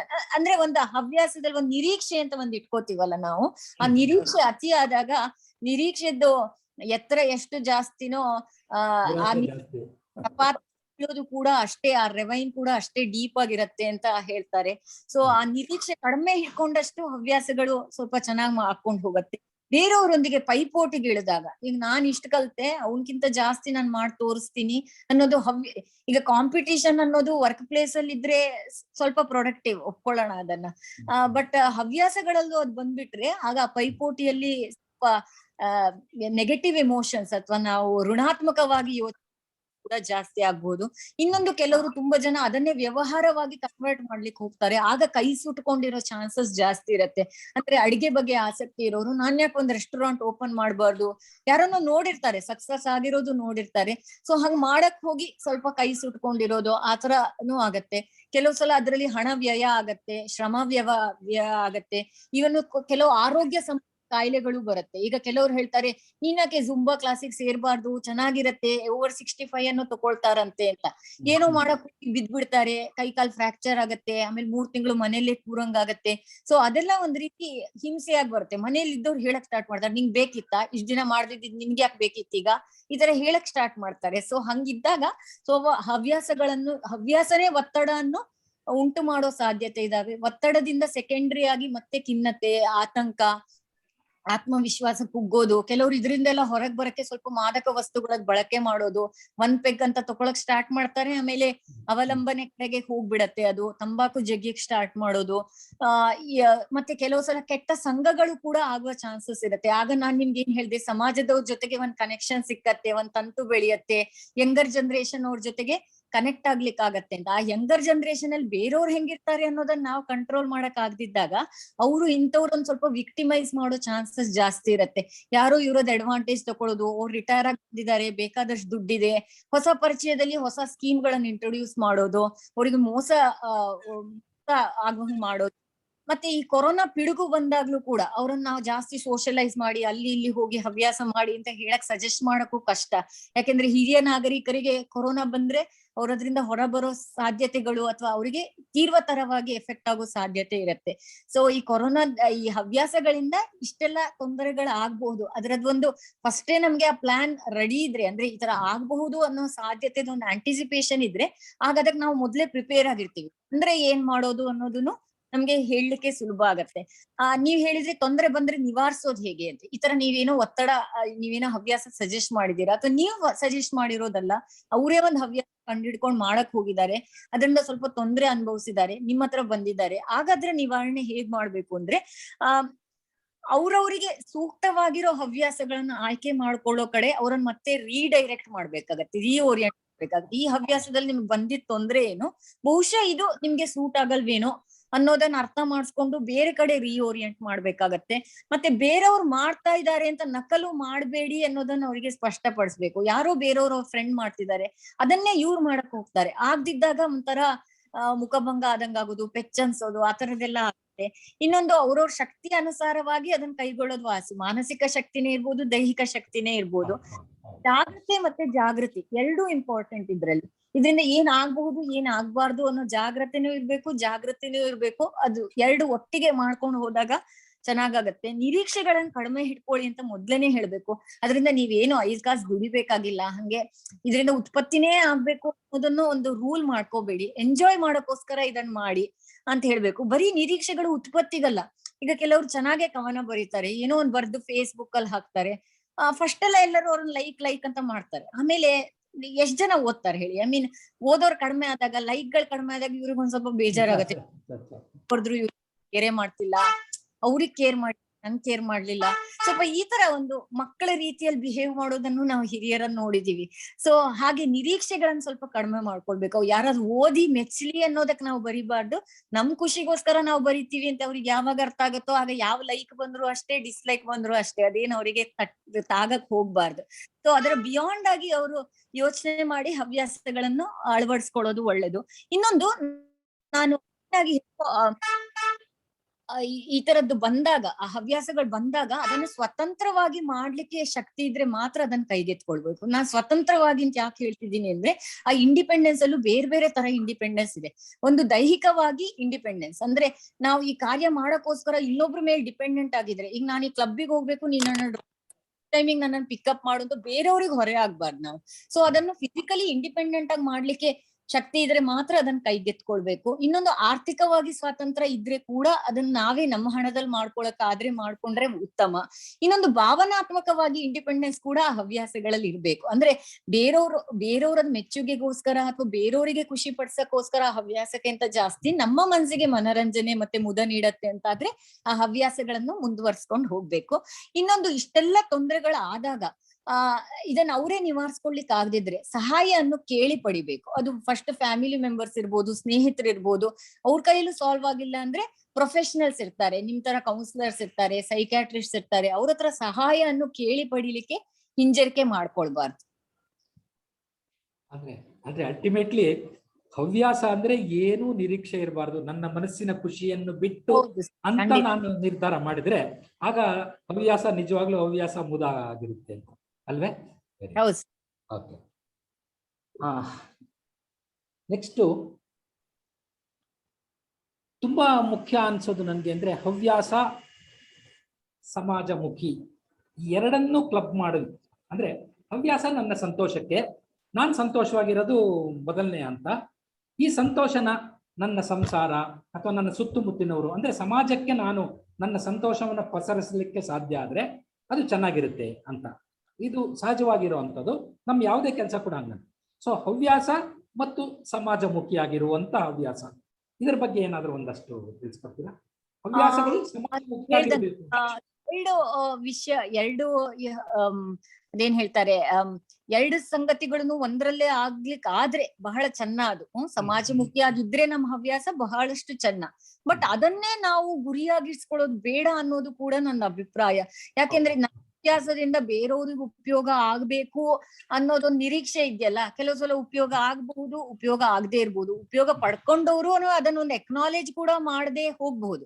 ಸೊ ಹಾಗಿದ್ದಾಗ ಆ ನಿರೀಕ್ಷೆಗಳನ್ನ ಇಟ್ಕೊಳ್ದೇನೆ ಹವ್ಯಾಸಗಳನ್ನ ಬೆಳೆಸ್ಕೊಳ್ಳೋದು ಉತ್ತಮ. ಹೌದು, ಸಮಾಜಕ್ಕೂ ಉಪಯೋಗ ಆದ್ರೆ ಅದಕ್ಕಿಂತ ದೊಡ್ಡ ಸಂಗತಿ ಬೇರೆ ಯಾವ್ದು ಇಲ್ಲ. ಅವ್ರಿಗೂ ಒಂದ್ ಸೆನ್ಸ್ ಆಫ್ ಪ್ರೊಡಕ್ಟಿವಿಟಿ ಅಂತ ಬರುತ್ತೆ, ಒಂದ್ ಸೆನ್ಸ್ ಆಫ್ ಅಚೀವ್ಮೆಂಟ್ ಅಥವಾ ಅಕಂಪ್ಲಿಷ್ಮೆಂಟ್ ಅಂತ ನಾವ್ ಏನ್ ಕರಿತೀವೋ ಅದು ಕೂಡ ಅವರಲ್ಲೇ ಆಗ ಬರ್ಲಿಕ್ಕೆ ಉತ್ತಮವಾಗಿ ಹೆಲ್ಪ್ ಮಾಡತ್ತೆ. ಬಟ್ ಸಮಾಜಕ್ಕೆ ತೊಂದರೆ ಆಗದಿದ್ರೆ ಸಾಕು ಅನ್ನೋ ಒಂದು ಇದಿರ್ಬೇಕು. ಬರೀ ಸಮಾಜಮುಖಿ ಆಗಿಲ್ಲ ಅನ್ನೋದಕ್ಕೆ ಆಂಟಿ ಸಮಾಜನೂ ಹೋಗ್ಬಾರ್ದು ನಾವು. ಈಗ ಅದು ಸೋಷಲ್ ಆಗಿ ಇಲ್ದಿದ್ರೆ ಪರವಾಗಿಲ್ಲ, ಪ್ರೋ ಸೋಷಲ್ ಆಗಿ ಇಲ್ದಿದ್ರೆ ಪರವಾಗಿಲ್ಲ, ಆಂಟಿ ಸೋಷಲ್ ಆಗ್ತಾ ಹೋಗ್ಬಾರ್ದು. ಆ ತರನೂ ಇರ್ಬಾರ್ದು. ಇನ್ನೊಂದು, ಅವ್ರ ಸಂತೋಷಕ್ಕೆ ಮಾತ್ರ ಸೀಮಿತವಾಗಿದ್ದು ಕೂಡ ಹವ್ಯಾಸದ ಕೆಳಗೆ ಬರುತ್ತೆ. ಸೊ ಅದು ಸಮಾಜಕ್ಕೆ ಒಂದು ಗುರುತರವಾಗಿದ್ದು ಚೇಂಜ್ ಮಾಡ್ಬೇಕು ಅನ್ನೋ ರೂಲ್ಸ್ ಇಲ್ಲ. ಆಗಿದ್ರೆ ಒಳ್ಳೇದು, ಅದನ್ನ ಖಂಡಿತ ನಾವು ಒಪ್ಕೊಳ್ಬಹುದು. ಇನ್ನೊಂದು, ನನ್ಗನ್ಸೋದು ಹಿರಿಯರಿಂದ ನಾವು ತುಂಬಾ ಆಗಾಗ್ಲೇ ಪಡ್ಕೊಂಡಾಗಿದೆ, ಸಮಾಜ ಬೇಕಾದಷ್ಟು ಪಡ್ಕೊಂಡಾಗಿದೆ. ಅವ್ರು ಎಷ್ಟೋ ಒಂದು 65 ಇಯರ್ಸ್ ವರೆಗೆ, ನಂಗೆ ಗೊತ್ತಿರೋ ಡಾಕ್ಟರ್ಸ್ ಎಲ್ಲ ಅಂತೂ ರಿಟೈರೇ ಆಗಲ್ಲ, ಕಡೆ ದಿನವರೆಗೂ ಕೆಲಸ ಮಾಡ್ತಾರೆ. ಹಾಗಿದ್ದವರು ಅವ್ರು ಸಮಾಜಕ್ಕೆ ಕೊಡ್ಬೇಕಾಗಿದ್ದು, ಇದು ಪರಿವಾರದವರಿಗೆ ಕೊಡ್ಬೇಕಾಗಿದ್ದು, ಕುಟುಂಬದವರಿಗೆ ಕೊಡ್ಬೇಕಾಗಿದ್ದು, ಆರ್ಥಿಕವಾಗಿ ಅವ್ರು ಏನು ಕಾಂಟ್ರಿಬ್ಯೂಟ್ ಮಾಡ್ಬೇಕು ಅದನ್ನ ಬೇಕಾದಷ್ಟು ಮಾಡಾಗಿದೆ. ಇನ್ನೂ ಅವರಿಂದ ಆ ಹವ್ಯಾಸಗಳ ಮೂಲಕನೂ ನಿರೀಕ್ಷೆ ಬೇಕಾ ಸಮಾಜಕ್ಕೆ ಅನ್ನೋದೊಂದು ನೈತಿಕ ಪ್ರಶ್ನೆ ಕೂಡ ಬರುತ್ತೆ. ಅವ್ರು ಜಸ್ಟ್ ಅವ್ರ ಖುಷಿಗೋಸ್ಕರ ಅವರನ್ನು ಬಿಡ್ಬಾರ್ದ ಅನ್ನೋದೊಂದು ಬರುತ್ತೆ. ಈಗ ತುಂಬಾ ಕಡೆ ಕುಟುಂಬದವರಲ್ಲಿ, ನೀನ್ ಹಂಗ್ ಮಾಡೋದ್ರಿಂದ, ನೀನು ಫ್ಲೂಟ್ ಓಡ್ಸೋದ್ರಿಂದ ಏನ್ ಉಪಯೋಗ, ಏನಕ್ ಮಾಡ್ತಾ ಇದ್ಯಾ ಅದನ್ನು ಅಂತ ಯಂಗರ್ ಜನರೇಷನ್ ಕ್ವಶನ್ ಮಾಡ್ತಾರೆ. ನಿನ್ನಿಂದ ಏನು ಸೊಸೈಟಿಗೆ ಏನಾಗ್ತಾ ಇದೆ, ಏನ್ ಉಪಯೋಗ, ಮಾಡಿದ್ರೆ ಸೊಸೈಟಿಗೆ ಉಪಯೋಗ ಆಗೋ ಕೆಲಸ ಮಾಡು, ಇಲ್ಲದ್ರೆ ಏನ್ ನಿನ್ ಹವ್ಯಾಸ, ಏನ್ ದೊಡ್ಡದು ಅಂತ ಈ ತರದ ಒಂದ್ ಪ್ರಶ್ನೆ ಬರುತ್ತೆ. ನಾನ್ ಕೇಳೋದು, ಆ ಪ್ರಶ್ನೆ ಕೇಳೋದು ಅನೈತಿಕ ಅಲ್ವಾ ಅಂತ ಹೇಳೋದು ನಾನು. ಅವ್ರ ಆಗ್ಲೇ ಏನ್ ಕಾಂಟ್ರಿಬ್ಯೂಟ್ ಮಾಡ್ಬೇಕಾಗಿದೆ, ಒಂದ್ ಲೈಫ್ ಟೈಮಿಗೆ ಸಾಕಾಗುವಷ್ಟು ಕಾಂಟ್ರಿಬ್ಯೂಟ್ ಮಾಡಾಗಿದೆ ಆ ಹಿರಿಯರು. ಇನ್ನು ಅವ್ರ ಮನ್ಸಿಗೆ ಏನ್ ಖುಷಿ ಕೊಡತ್ತೋ ಮಾಡ್ಲಿ.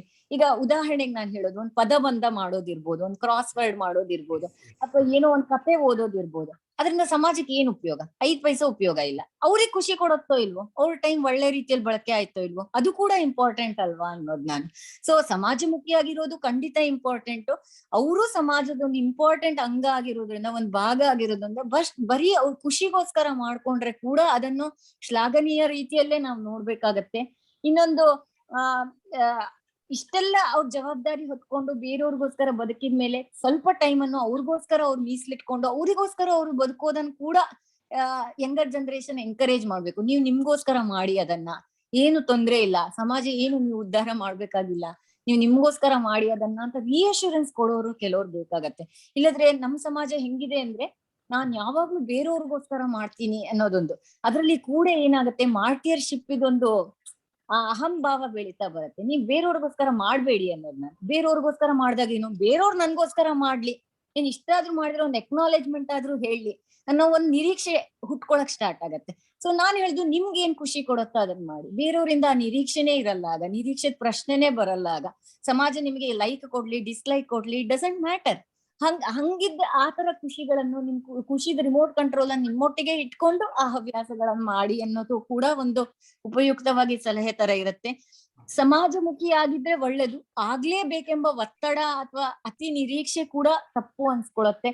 ಸೊ ಯಾರಾದ್ರೂ ಹಂಗೆ ನಂಗ್ ಸಮಾಜಕ್ಕೋಸ್ಕರ ಏನಾರು ಮಾಡ್ಬೇಕು ಆತರ ಹವ್ಯಾಸಗಳನ್ನ ಹೇಳಿ ಅಂದ್ರೆ ಖಂಡಿತ ಆಗ ನಿಮ್ BM ಹೆಗ್ಡೆ ಅವ್ರು ಹೇಳಿದ್ರಲ್ಲ, ಆ ರೀತಿ ವಾಲಂಟಿಯರಿಂಗ್ ಜಾಬ್ಸ್ ಮಾಡ್ಬೋದು. ಯಂಗರ್ ಜನರೇಷನ್ಗೆ ಕೋಚಿಂಗ್ ಕೊಡೋ ತರದ ಕೆಲವು ಕೆಲಸಗಳನ್ನ ಮಾಡ್ಬೋದು, ಫ್ರೀ ಕ್ಲಾಸಸ್ ತಕೊಳ್ಬಹುದು. ಇನ್ನೂ ಸಣ್ಣ ಮಕ್ಳ ಜೊತೆಗೆ ಎಂಗೇಜ್ ಆಗ್ಬೇಕು ಅಂದ್ರೆ ಅವ್ರನ್ನ ನೋಡ್ಕೊಳ್ಳೋ ಕೆಲ್ಸ, ಅವ್ರನ್ನ ಆಟ ಆಡ್ಸೋ ಕೆಲ್ಸ, ಈ ತರದನ್ ಮಾಡ್ಬೋದು. ಸೊ ಆ ತರದನ್ ಮಾಡ್ಕೊಂಡ್ ಬಂದಾಗ ಎರಡೂ ಆಗತ್ತೆ, ಸ್ವಕಾರ್ಯನೂ ಆಗತ್ತೆ, ಸ್ವಾಮಿ ಕಾರ್ಯನೂ ಆಗತ್ತೆ. ಸೊ ಆ ತರದನ್ ಬ್ಯಾಲೆನ್ಸ್ ಮಾಡ್ಕೊಂಡು ಹೋಗೋದು ಒಳ್ಳೇದು. ಎಲ್ಲಕ್ಕಿಂತ ಜಾಸ್ತಿ ಆ ಸಮಾಜಕ್ಕೆ ಆ ನಿರೀಕ್ಷೆ ಇರಬಾರ್ದು ಹಿರಿಯರಿಂದ, ಇನ್ನೂ ಮಾಡ್ಲಿ ಇವ್ರು ಮಾಡೋ ಹವ್ಯಾಸದಲ್ಲಿ ಕೂಡ ನಮ್ಗೆ ಉಪಯೋಗ ಆಗ್ಲಿ ಅಂತ. ಸೊ ಅದೊಂದು ಸ್ವಲ್ಪ ಸ್ವಾರ್ಥ ಅಂತ ಅನ್ಸುತ್ತೆ ನನ್ಗೆ, ಹಂಗೆ ಎಲ್ಲ ಆಗಿರ್ಲಿ ಅನ್ನೋಂಥದ್ದು. ಸೊ ಸಮಾಜಮುಖಿಯಾಗಿ ಇರ್ದಿದ್ರು ಪರವಾಗಿಲ್ಲ, ಅವ್ರಿಗೆ ಏನ್ ಖುಷಿ ಕೊಡುತ್ತೋ ಅದನ್ನ ಅವ್ರು ಮಾಡ್ಲಿ ಅನ್ನೋದನ್ನು ಸ್ವಲ್ಪ ಯಂಗರ್ ಜನರೇಷನ್ ಅರ್ಥ ಮಾಡ್ಕೊಂಡು ಅದನ್ನು ಸ್ವಲ್ಪ ಪ್ರಮೋಟ್ ಮಾಡ್ಬೇಕು ಅನ್ನೋದು ನಂದು ಆನೆಸ್ಟ್ ಫೀಲಿಂಗ್. ನಂಗೇನ್ ಖುಷಿ ಆಯ್ತು ಗೊತ್ತಾ ಡಾಕ್ಟ್ರೆ, ನಾನು ಒಂದು ದೃಷ್ಟಿಯಿಂದ ಮಾತ್ರ ನೋಡ್ತಿದ್ದೆ. ಅಂದ್ರೆ ನಾವು ಏನಾದ್ರೂ ಮಾಡಿದ್ರೆ ಹವ್ಯಾಸ ಸಮಾಜಮುಖಿಯಾಗಿರಬೇಕು, ಇದ್ರೆ ಚೆನ್ನ ಅನ್ನೋ ಒಂದು ದೃಷ್ಟಿಯಿಂದ ಮಾತ್ರ ನಾನು ನೋಡಿದೆ. ನೀವು ಇನ್ನೊಂದು ದೃಷ್ಟಿಯನ್ನು ಕೊಟ್ರಿ, ಅಂದ್ರೆ ಯಂಗರ್ ಜನರೇಷನ್ ಏನು ಎಕ್ಸ್ಪೆಕ್ಟ್ ಮಾಡಬಾರ್ದು ಹಿರಿಯರಿಂದ ಅನ್ನೋದು. ನಿಜವಾಗ್ಲೂ this is a totally different perspective. Thank you very much for that. Thank you very much. ಏನು ಇನ್ನು ಹವ್ಯಾಸಗಳು ಅಂತ ಇಷ್ಟೊಂದೆಲ್ಲ ಮಾತಾಡಿದ್ವಿ. ಹವ್ಯಾಸದ ಹೊರತಾಗಿ ಏನು ಹವ್ಯಾಸವೂ ಜೀವನದ ಒಂದು ಭಾಗ ಅನ್ನೋದಾದ್ರೆ, ಓವರ್ ಆಲ್ ವಿತ್ ಹವ್ಯಾಸ ವಿತೌಟ್ ಹವ್ಯಾಸ ಎಲ್ಲ ಆದರೂ ಕೂಡ ನಿಮ್ಮ ಇದರೊಳಗೆ ಹಿರಿಯ ನಾಗರಿಕರಿಗೆ ಒಂದಷ್ಟು ಬಿಂದಾಸಾಗಿ ಖುಷಿಯಾಗಿ ಕಾಲ ಕಳೆಯುವಂತ ಒಂದು ಮನೋಭಾವ ಇರಬೇಕಾದ್ರೆ ಏನಾದ್ರೂ ಒಂದೆರಡು 4-6 ಟಿಪ್ಸ್ ಕೊಟ್ಬಿಡಿ ಅಂತ ನನ್ನ ಇಚ್ಛೆ. ಒಂದು, ಮನ್ಸು ಖುಷಿಯಾಗಿರ್ಬೇಕು ಅಂದ್ರೆ ಮನ್ಸಿಗೆ ಆರೋಗ್ಯಕರವಾಗಿ ದೇಹ ಬೇಕು. ಇಷ್ಟು ಇಯರ್ಸ್ ಆಫ್ ಕ್ಲಿನಿಕಲ್ ಪ್ರಾಕ್ಟೀಸ್ ಅಲ್ಲಿ ನೋಡಿದೀನಿ, ಇಂಡಿಪೆಂಡೆಂಟ್ ಆಗಿ ಯಾವ ಮನ್ಸು ನನ್ ಕ್ಲಿನಿಕ್ ಒಳಗ್ ಬಂದಿಲ್ಲ. ಅಂದ್ರೆ ಅದಕ್ಕೆ ದೇಹನೂ ಬೇಕು ಅಂತ ಅರ್ಥ. ಬರೀ ದೇಹ ಒಳಗ್ ಬರಕ್ಕಾಗಲ್ಲ, ಅದಕ್ ಮನ್ಸು ಬೇಕು, ಒಳಗ್ ಬರೋಂತ ಮನ್ಸು ಬೇಕು. ಸೊ ಮನ್ಸು ಮತ್ತು ದೇಹ ಅಷ್ಟು ಮಿಲಿತವಾಗಿರೋ ಕಾರಣದಿಂದ ನಮ್ ಮನ್ಸಿರೋ ಟೆಂಪಲ್ ಅಥವಾ ಪ್ಲೇಸ್ ಯಾವುದು ಅಂದ್ರೆ ನಮ್ ದೇಹ. ಸೊ ಅದ್ರ ಮೇಲೆ ಆರೋಗ್ಯದ ಬಗ್ಗೆ ಹಿರಿಯರು ಜಾಸ್ತಿ ದೃಷ್ಟಿ ನೆಡ್ಬೇಕಾಗತ್ತೆ. ಒಳ್ಳೆ ಆಹಾರ, ಒಳ್ಳೆ ನಿದ್ರೆ, ನಿಯಮಿತ ಕಾಲದ ವ್ಯಾಯಾಮ, ಈ ತರದನ್ನೆಲ್ಲ ಇಟ್ಕೊಂಡ್ರೆ ದೇಹ ಆರೋಗ್ಯವಾಗಿ ಇಟ್ಕೊಳ್ಬಹುದು. ದೇಹ ಆರೋಗ್ಯವಾಗಿದ್ರೆ ಮನ್ಸು ಕೂಡ ಖುಷಿಯಾಗಿರತ್ತೆ, ಮನ್ಸು ಕೂಡ ಆರೋಗ್ಯವಾಗಿರತ್ತೆ. ಇನ್ನೊಂದು, ಯಾವಾಗ್ಲೂ ಧನಾತ್ಮಕ ಇರೋದನ್ನ ಅಭ್ಯಾಸ ಮಾಡ್ಕೊಳ್ಬೇಕು. ಕೆಲವರಿಗೆ ನ್ಯಾಚುರಲ್ ಆಗಿ ಬರುತ್ತೆ, ಕೆಲವ್ರು ಇರೋದೇ ಪಾಸಿಟಿವ್. ಕೊರೋನಾ ಪಾಸಿಟಿವ್ ಅಲ್ಲ, ಕೊರೋನಾ ಧನಾತ್ಮಕವಾಗಿರೋದು ಕೆಲವರಿಗೆ ಅಭ್ಯಾಸದಲ್ಲಿ ಬರುತ್ತೆ, ಅವ್ರ ನೇಚರೇ ಹಂಗಿರತ್ತೆ. ಸೊ ಅವ್ರು ಯಾವಾಗ್ಲೂ ಧನಾತ್ಮಕವಾಗಿ ಇರ್ತಾರೆ. ಇಲ್ದೇ ಇರೋರು ಅಭ್ಯಾಸ ಮಾಡ್ಕೋಬೇಕು. ಬೆಳಿಗ್ಗೆ ಎದ್ದ ಕೂಡ್ಲೆ ಹೌದು, ಇದು ನಂದೇ ಜವಾಬ್ದಾರಿ, ನಾನು ಖುಷಿಯಾಗಿರೋದು ನಂದೇ ಜವಾಬ್ದಾರಿ, ನಾನು ಹೆಲ್ದಿ ಆಗಿರೋದು ನಂದೇ ಜವಾಬ್ದಾರಿ, ಈ ತರ ಅನ್ಕೊಂಡು ಯಾವಾಗ್ಲೂ ಒಂದು ಪಾಸಿಟಿವ್ನೆಸ್ ಇಂದ ಡೇ ಅನ್ನು ಶುರು ಮಾಡೋದನ್ನ ಅಭ್ಯಾಸ ಮಾಡ್ಕೊಳ್ಬೇಕು. ಇನ್ನೊಂದು, ಕೃತಜ್ಞರಾಗಿರ್ಬೇಕು. ಆಟಿಟ್ಯೂಡ್ ಆಫ್ ಗ್ರಾಟಿಟ್ಯೂಡ್ ಅಂತ ಹೇಳ್ತಾರಲ್ಲ, ಅಂದ್ರೆ ನಮ್ಗೆ ಇರೋ ಬ್ಲೆಸ್ಸಿಂಗ್ಸ್, ನಮ್ಮಲ್ಲಿ ತುಂಬಾ ನ್ಯೂನತೆಗಳು ಇರ್ತವೆ, ಅದಕ್ಕೆ ಏನು ಮಾಡಕ್ ಆಗಲ್ಲ. ನ್ಯೂನತೆ ಹೇಗ್ ಗೊತ್ತಿರುತ್ತೋ ಹಾಗೆ ನಮ್ ಸ್ಟ್ರೆಂತ್ ಗಳ ಬಗ್ಗೆ ಕೂಡ ನಮ್ಗೆ ಒಂದು ಇದಿರ್ಬೇಕು, ಅದನ್ನ ಮಾಡ್ಕೊಳಕ್ಕೆ ಗೊತ್ತಿರ್ಬೇಕು. ಈಗ ನಾವು ಸ್ಟ್ರೆಂತ್ಸ್ ಅಂದ್ರೆ ಏನ್ ಅನ್ಕೋತೀವಿ, ಕೆಲವ್ರು ಚೆನ್ನಾಗ್ ಬರೀತಾರೆ, ಕೆಲವ್ರು ಚೆನ್ನಾಗ್ ಓದ್ತಾರೆ. ಸುಮ್ನೆ ಕೂತ್ಕೊಂಡ್ ಬೇರೆಯವ್ರ ಮಾತನ್ನ ಕೇಳೋದು ಕೂಡ ಒಂದು ಸ್ಟ್ರೆಂತ್. ಅದನ್ನು ಉಪಯೋಗಿಸ್ಕೊಳ್ಬೇಕು. ಯಾರೋ ಒಬ್ರು ಬಂದ್ ನಿಮ್ಮ ಹತ್ರ ಏನೋ ಹೇಳ್ಕೊತಾರ, ಸುಮ್ನೆ ಅಂತ ತಲೆಲ್ಲಾಡ್ಸೋದು ಕೂಡ ಒಂದ್ ಸ್ಟ್ರೆಂತ್.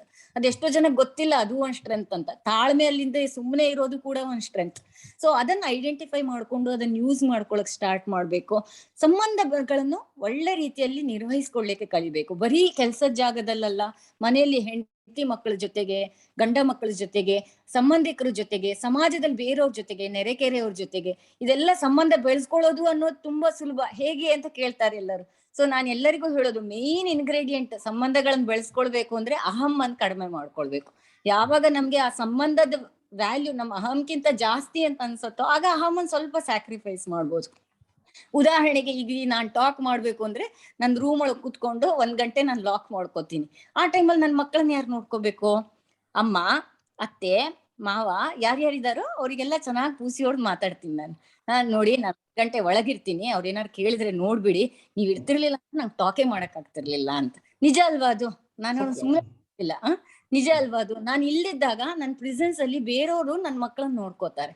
ಸೊ ಅದಕ್ಕೋಸ್ಕರ ಅವ್ರಿಗೆ ಡ್ಯೂ ಕ್ರೆಡಿಟ್ ಕೊಡೋದು, ಅಥವಾ ನಾವೇನ್ ಮಾಡ್ತೀವೋ ಅದ್ರಲ್ಲಿ ಎಲ್ಲರನ್ನು ಸಹಭಾಗಿಗಳನ್ನ ಮಾಡ್ಕೊಳ್ಳೋದು, ನಮ್ಮ ಅಹಮ್ಮನ್ ಕಡಿಮೆ ಮಾಡ್ಕೊಂಡು ಆ ಸಂಬಂಧಕ್ಕೆ ಜಾಸ್ತಿ ವ್ಯಾಲ್ಯೂ ಕೊಡೋದು, ಇದನ್ನ ಮಾಡ್ಕೊಂಡ್ರೆ ಸಂಬಂಧಗಳು ತುಂಬಾ ಚೆನ್ನಾಗಿ ಬೆಳೀತಾ ಹೋಗ್ತವೆ. ಇನ್ನೊಂದು, ಕೊಡೋದನ್ನ ಅಭ್ಯಾಸ ಮಾಡ್ಕೊಳ್ಬೇಕು. ಇದನ್ನ ನಾನು ಹೇಳಿದ ಕೂಡಲೇ ತುಂಬಾ ಜನ ಬಿಟ್ಟಾಗಿ ಮಾತಾಡೋರು ನೋಡಿದ್ದೀನಿ. ನಮ್ಮ ಹತ್ರ ಏನಿದೆ ಮೇಡಮ್ ಕೊಡಕ್ಕೆ, ನಮ್ಗೇನಾರು ಯಾರದ್ ಕೊಡ್ತಾ ಅಂತ ಹಿಂಗ್ ಕೇಳ್ತಾರೆ. ಸೊ ನಾನ್ ಹೇಳೋದು, ಕೊಡೋದು ಬರೀ ದುಡ್ಡಲ್ಲ, ಶ್ರಮದಲ್ಲಿ, ಅಟೆನ್ಷನ್ ಅಲ್ಲಿ, ಈವನ್ ನಾವು ಕೊಡೋ ಬೇರೆಯವರಲ್ಲಿ ನಾವು ಏನ್ ಟೈಮ್ ಕೊಡ್ತೀವೋ ಅದು ಕೂಡ ಕೊಡೋದೆ. ಸೊ ನಮ್ಗೆ ಆದಷ್ಟು ನಮ್ಮ ಖುಷಿಗೆ ಕೊಡೋದನ್ನ ಕಲ್ತ್ಕೊಂಡ್ರೆ, ಅಥವಾ ಸಹಾಯ ಮಾಡೋದನ್ನ ಕಲ್ತ್ಕೊಂಡ್ರೆ ಅದಕ್ಕಿರೋ ತೃಪ್ತಿ ಬೇರೆ ಯಾವ್ದಕ್ಕೂ ಇಲ್ಲ. ಯಾವಾಗ್ಲೂ ಕೊಡೋದು ಮತ್ತೆ ತಕೊಳ್ಳೋದು ಅನ್ನೋ ಒಂದು ರಿಲೇಶನ್ಶಿಪ್ ಬಂದಾಗ ಕೊಡೋರೇನೆ ಯಾವಾಗ್ಲೂ ಸುಖಿಗಳಾಗಿರೋದು. ಅದನ್ನ ನಾನು ನೋಡಿದೀನಿ. ತಕೊಂಡವ್ರಿಗಿಂತ ಕೊಟ್ಟೋರೇನೆ ಯಾವಾಗ್ಲೂ ಖುಷಿ ಪಡೋದು. ಮತ್ತೆ ಸ್ವ ಆರೈಕೆ ಅಂದ್ರೆ ನಮ್ಮನ್ನ ನಾವು ನೋಡ್ಕೊಳ್ಳೋ ಅಂತ ಒಂದ್ ಕಲೆ, ದೈಹಿಕವಾಗಿ ಕೂಡ ಮಾನಸಿಕವಾಗಿ ಕೂಡ. ಇದು ತುಂಬಾ ಸೆಲ್ಫಿಶ್ ಸಜೆಷನ್ ಅಂತ ತುಂಬಾ ಜನ ಈ ಭಾರತೀಯರು ಅದನ್ನ ನೋಡ್ತಾರೆ. ಓ ಇದು ತುಂಬಾ ವೆಸ್ಟರ್ನ್ ಆಯ್ತು, ಸೆಲ್ಫ್ ಕೇರ್ ಅಂತ ಮೇಡಮ್ ಏನ್ ಹೇಳ್ತಾರೆ ಅಂತ. ನಾನ್ ಹೇಳ್ತೀನಿ, ನಮ್ಮನ್ನ ನಾವು ನೋಡ್ಕೊಂಡ್ರೆ ಅದ್ರಿಂದ ಬೇರೆಯವ್ರಿಗೆ ಆಗೋ ಮಂಡೆ ಬಿಸಿಯನ್ನ ನಾವು ಕಡಿಮೆ ಮಾಡ್ತೀವಲ್ಲ, ಅದ್ರಷ್ಟು ದೊಡ್ಡ ಸೆಲ್ಫ್ಲೆಸ್ ಆಕ್ಟ್ ಇನ್ನೊಂದಿಲ್ಲ. ನಾವು BP ಕಂಟ್ರೋಲ್ ಅಲ್ಲಿ ಇಟ್ಕೊಂಡ್ರೆ, ನಮ್ ಡಯಾಬಿಟಿಸ್ ಕಂಟ್ರೋಲ್ ಅಲ್ಲಿ ಇಟ್ಕೊಂಡ್ರೆ, ಚೆಕ್ಅಪ್ ಮಾಡಿಸ್ಕೊಳ್ತಾ ಇದ್ರೆ, ನಮ್ಮನ್ನ ನಾವು ಖುಷಿಯಾಗಿ ಇಟ್ಕೊಳ್ತಾ ಇದ್ರೆ, ಕಂಪ್ಲೇಂಟ್ ಹೇಳ್ದೆ ಇದ್ರೆ, ಇದೆಲ್ಲ ಮನೆಯವರಿಗೆ ಎಷ್ಟು ದೊಡ್ಡ ವರ ಅಂದ್ರೆ ನೀವು ಇಮ್ಯಾಜಿನ್ ಕೂಡ ಮಾಡಕ್ಕಾಗಲ್ಲ. So it is not at all selfish, ಸ್ವಾರ್ಥ ಅಲ್ವೇ ಅಲ್ಲ, ತುಂಬಾ ನಿಸ್ವಾರ್ಥವಾಗಿದ್ದು ಮಾಡಬಹುದಾಗಿದ್ದು ಒಂದು ಸಲಹೆ ಅದು. ಇನ್ನೊಂದು, ನಮ್ಮನ್ನ ಇಷ್ಟಪಡೋರು, ಯಾರನ್ನ ಇಷ್ಟಪಡ್ತೀವಿ ಅವ್ರು ನಮ್ ಸುತ್ತಮುತ್ತ ಇರಂಗೆ ನೋಡ್ಕೊಳ್ಬೇಕು. ಅದಕ್ಕೂ ಸ್ವಲ್ಪ ಹಿರಿಯ ನಾಗರಿಕರು ಸ್ವಲ್ಪ ಅಹಮ್ಮನ್ ಕಡಿಮೆ ಮಾಡ್ಕೊಂಡ್ರೆ ಆಗ ಎಲ್ಲರ ಜೊತೆಗೆ ಬೆರೆತು ಇರ್ಲಿಕ್ಕೆ ಆಗತ್ತೆ. ಎಷ್ಟೋ ಸಲ ನಮ್ಗೆ ಏನಾಗತ್ತೆ ಅಂದ್ರೆ ಅಹಮ್ಮಿದ್ ಗೋಡೆಗಳು ಅಡ್ಡ ಬರ್ತವೆ. ಅವ್ಳು ನಾನ್ ಹೇಳ್ದಂಗ್ ಕೇಳಲ್ಲ, ನಾನ್ ಯಾಕೆ ಅವಳ ಮನೇಲಿ ಹೋಗಿರ್ಬೇಕು, ಇದು ಬರತ್ತೆ. ಸೊ ಹಾಗಿದ್ದಾಗ ಕಷ್ಟ ಆಗತ್ತೆ, ಆಗ ದೂರ ಉಳಿಯೋದೊಂದೇ ಆಪ್ಷನ್. ಇಲ್ಲ ಅಂದ್ರೆ ಏನ್ ಮಾಡ್ಬೇಕು ಅಂದ್ರೆ ನಮ್ಮ ಅಹಮ್ಮನ್ ಕಡಿಮೆ ಮಾಡ್ಕೊಂಡು, ಅವಳು ಅಂದ್ರೆ ಅಂತಾಳೆ, ಸೊಸೆ ಆದ್ರೆ ನನ್ ಮಗಳಾದ್ರೂ ಅಂತಿದ್ಲು ಅಂತ ಅನ್ಕೊಂಡು ಅವ್ರ ಜೊತೆಗೆ ಇರಕ್ ಸ್ಟಾರ್ಟ್ ಮಾಡಿದ್ರೆ ಅಷ್ಟೇನು ಪ್ರಾಬ್ಲಮ್ ಏನೋ ಬರಕ್ ಹೋಗಲ್ಲ. ಇನ್ನೊಂದು, ನಮ್ ನ್ಯೂನತೆಗಳ ಜೊತೆಗೆ ನಮ್ ಶಕ್ತಿದ ಅರಿವು ಇರ್ಬೇಕು, ಅದನ್ನ ಬಳಸ್ಕೊಳ್ಲಿಕ್ಕೂ ಗೊತ್ತಿರ್ಬೇಕು. ಇನ್ನೊಂದು, ಮನ್ಸನ್ನು ಶಾಂತವಾಗಿರೋದನ್ನ ಅಭ್ಯಾಸ ಮಾಡಿಸ್ಕೊಳ್ಬೇಕು. ಕೆಲವರಿಗೆ ಮನ್ಸು ಹಾಗೇನೆ ಶಾಂತವಾಗಿ ಇಟ್ಕೊಳಿಕ್ ಆಗತ್ತೆ, ಆಗದಿದ್ದವರು ಅದನ್ನ ಶಾಂತವಾಗಿರ್ಸ್ಕೊಳಕ್ಕೆ ಅಂದ್ರೆ ಮೈಂಡ್ ಅಲ್ಲಿ ಯಾವಾಗ್ಲೂ ಟ್ರಾಫಿಕ್ ಜಾಮ್ಗಳು, ಸಿಕ್ಕಾಪಟ್ಟೆ ವೆಹಿಕಲ್ಗಳು ಓಡಾಡ್ತಿದ್ರೆ ಹೇಗೆ ರೋಡ್ ಗಜಿಬಿಜಿ ಇರತ್ತಲ್ಲ, ಆ ರೀತಿ ಥಾಟ್ಗಳು ಸಿಕ್ಕಾಪಟ್ಟೆ ಇದ್ರೆ ಮನ್ಸಲ್ಲಿ ಯಾವಾಗ್ಲೂ ಗೊಂದಲಗಳು ಜಾಸ್ತಿ. ಸೊ ಥಾಟ್ಸ್ ಅನ್ನು ಕಡಿಮೆ ಮಾಡ್ಕೊಳ್ಳೋದು, ಥಾಟ್ಸ್ ಬಂದಂಗೆ ಅದನ್ನು ಸ್ವೀಕಾರ ಮಾಡ್ಕೊಂಡು ಹೋಗೋದು, ಅದರ ಬಗ್ಗೆ ಜಾಸ್ತಿ ಒತ್ತು ಕೊಡದೆ ಅದ್ ಬಂದಂಗೆ ಸ್ವೀಕಾರ ಯಾವಾಗ ಮಾಡ್ಕೋತೀವೋ ಪ್ರಾಬಬಲಿ ಆಗ ಅದು ಟೆನ್ಷನ್ ಕಡಿಮೆ ಆಗ್ತಾ ಹೋಗುತ್ತೆ. ಅದಕ್ಕೆ ಬೇರೆ ಬೇರೆ ಮೆಥಡ್ಗಳಿದಾವೆ, ಅವರಿಗೆ ಬಿಟ್ಟಿದ್ದು. ಪ್ರಾರ್ಥನೆ ಇರ್ಬೋದು, ಯೋಗ ಇರ್ಬೋದು, ಮೆಡಿಟೇಷನ್ ಇರ್ಬೋದು, ಇವತ್ತಿನಲ್ಲಿ ಮನ್ಸು ನೆಡೋದು, ಈ ಕ್ಷಣದಲ್ಲಿ ಮನ್ಸನ್ನು ನೆಡೋದು, ನಾವು ಮೈಂಡ್ಫುಲ್ನೆಸ್ ಅಂತ ಏನ್ ಕರಿತೀವೋ ಅದು ಇರ್ಬೋದು. ಜಸ್ಟ್ ಮೌನ ಇರ್ಬೋದು, ಒಂದು 15 ನಿಮಿಷ 20 ನಿಮಿಷ ಮೌನದಲ್ಲಿ ಕೂರೋದು. ಈ ತರ ಎಲ್ಲ ಮಾಡ್ಲಿಕ್ಕೆ ಸ್ಟಾರ್ಟ್ ಮಾಡಿದಾಗ ಮನ್ಸು, ಯೋಚನೆಗಳು ಒಂದ್ ರೀತಿ ಕಾಮ್ ಆಗ್ತಾ ಹೋಗ್ತವೆ. ಸೊ ಮನ್ಸನ್ನು ಶಾಂತವಾಗಿ ಇರಿಸಿಕೊಳ್ಳೋದು ಕೂಡ ತುಂಬಾ ಇಂಪಾರ್ಟೆಂಟ್. ಮತ್ತೆ ಪ್ರತಿಯೊಂದು ಪ್ರಚೋದನೆಗೂ ರಿಯಾಕ್ಟ್ ಮಾಡದೇ ಇರೋದನ್ನ ಅಭ್ಯಾಸ ಮಾಡ್ಬೇಕು. ನಾವೇನ್ ಮಾಸ್ಟರ್ಲಿ ಇನ್ಆಕ್ಟಿವಿಟಿ ಅಂತ ಹೇಳ್ತೀವಿ ಸೈಕಲಾಜಿಕಲ್ ಟರ್ಮ್ಸ್ ಅಲ್ಲಿ. ಕೆಲವು ಸಲ ಸಂಗತಿಗಳು ಬಂದಾಗ ಏನು ಮಾಡದೇ ಇದ್ರೆ ಸಾಕು, ಅದಾಗತಿ ಸಾಲ್ವ್ ಹಾಕೊಂಡು ಹೋಗತ್ತೆ. ಸೊ ಏನು ಮಾಡ್ಬೇಕು ಅಂತಿಲ್ಲ, ಪ್ರತಿಯೊಂದಕ್ಕೂ ಕ್ರಿಯೆಗೆ ಪ್ರತಿಕ್ರಿಯೆ ಇರ್ಲೇಬೇಕು ಅಂತ ಯಾವ ಲಾಸ್ ಆಫ್ ಮೋಷನ್ ಬರ್ದಿಲ್ಲ. ಸುಮ್ಮನಿದ್ರೆ ಆಯ್ತು, ಅದಷ್ಟಕ್ಕದೇ ಸರಿ ಹೋಗೋದು. ಎಷ್ಟೋ ಸಂಗತಿಗಳಿರ್ತವೆ. ಸೊ ಆ ತರದಲ್ಲೂ ಪ್ರತಿಕ್ರಿಯೆ ತೋರ್ಸದೆ, ನಾನ್ ಹೇಳುದು no response is also a response ಅಂತ. ನಾವ್ ಯಾವಾಗ ರೆಸ್ಪಾನ್ಸ್ ತೋರ್ಸಲ್ವಾ ಅದು ಕೂಡ ಒಂದ್ ರೀತಿ ರೆಸ್ಪಾನ್ಸ್. ಸೊ ಆ ನೋ ರೆಸ್ಪಾನ್ಸ್ ಅಂತ ತೋರ್ಸೋ ಒಂದು ಕಲೆಯನ್ನು ಕೂಡ ನಾವು ಕಲ್ತ್ಕೊಳ್ಬೇಕಾಗತ್ತೆ. ಆಯ್ತು, ಇದೆಲ್ಲ ಒತ್ತಡಗಳು ಬರ್ತಾ ಇರುತ್ತೆ, ಅದನ್ನ ನಿರ್ವಹಿಸ್ಕೊಳ್ಳಿಕ್ಕೆ ಒಳ್ಳೆ ರೀತಿಯಲ್ಲಿ ಕಲಿಬೇಕು. ಆಗ್ಲಿಲ್ಲ ಅಂದ್ರೆ ಸಹಾಯವನ್ನು ಕೇಳಿ ಪಡೆಯೋ ಒಂದು ನಮ್ಗೆ ಅದಿರ್ಬೇಕು. ಯಾಕೆಂದ್ರೆ ಸಹಾಯ ಕೇಳಿದ್ರೆ ನನ್ನನ್ ಮೆಂಟಲ್ ಅಂತ ಅನ್ಕೋತಾರೆ, ನಾನ್ ವೀಕ್ ಪರ್ಸನಾಲಿಟಿ ಅಂತ ಅನ್ಕೋತಾರೆ ಅಂತ ತುಂಬಾ ಜನ ಅಂತಾರೆ. ಸಹಾಯ ಕೇಳಿ ಪಡಿಯಕ್ಕೂ ಒಂದ್ ಧೈರ್ಯ ಬೇಕು, ಹಂಗ ಕೇಳಿ ಪಡೆದವ್ರು ಧೈರ್ಯವಂತರು ಆಕ್ಚುಲಿ. ಸೊ ಸಹಾಯ ಕೇಳಿ ಪಡಿಬೇಕು.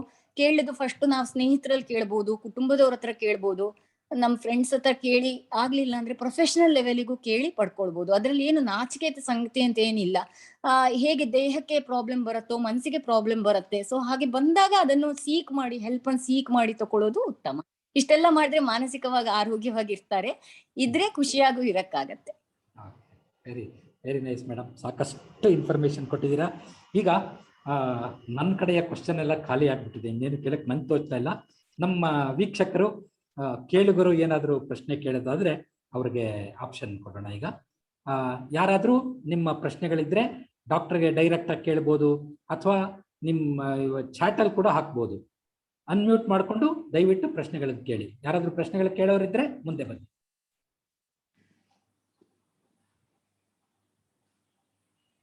ನಿಮಿಷ ನೋಡ್ತೀನಿ.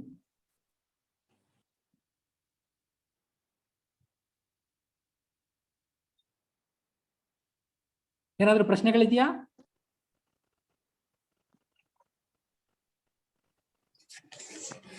Hello. Well, doctor, this is Vidya here. Hello. Please. Can you hear me? Yeah, definitely, ma'am. Tell me. Yeah, it's regarding the counseling aspects that the people spoke just now. One of a counselor's main objective is that, we are not supposed to give any suggestions at all. It is for us to make the participant, that is our client, to actually suggest himself or herself. Isn't it? If I suggest, then the basic principle of counseling, as I have been taught by the books and also my lecturers, is that, I should not advocate anything to my client. Ma'am, I started the thing saying that we are not supposed to give any suggestions. But in India, it's a totally different scenario that we face every day. They have so much faith on the counselors, they have so much faith on the doctors that they are just to give suggestions. So what I would say is we draw a fine line between suggestions and nudging them towards the correct path. That is what I would suggest. There is a difference between thrusting your advice on them, that too when unsolicited. There are some people who will do that. Why don't you take up a hobby? Why don't you do that kind of thing? Maybe instead of doing that, we can suggest things like, you're supposed to keep yourself happy. You're supposed to think of ways to keep yourself happy. Why don't you search among your friends and do that? These kind of things might direct them in a certain way. So, and all said and done, textbooks will not give you real life scenarios as real life scenarios give you real life scenarios. That is what I have found out. And sad to say this, all our textbooks, everything, including psychology, come from Western guidelines. When we practice psychology or psychiatry, this is one subject which has huge cultural underpinnings. So it doesn't come with, where have we guidelines which have come purely from India? Where have we guidelines which sees into tropical countries or Eastern countries? We do all copy paste guidelines of other countries, which might not even be relevant to our populations. You see, the relationship between a patient and a doctor or a patient and counselor is quite different from what that is in a Western setting or a metropolitan setting. I have seen people following the advice of the doctor to the hilt in rural settings where they believe the doctor is the god. I'm not, advocating such things at all.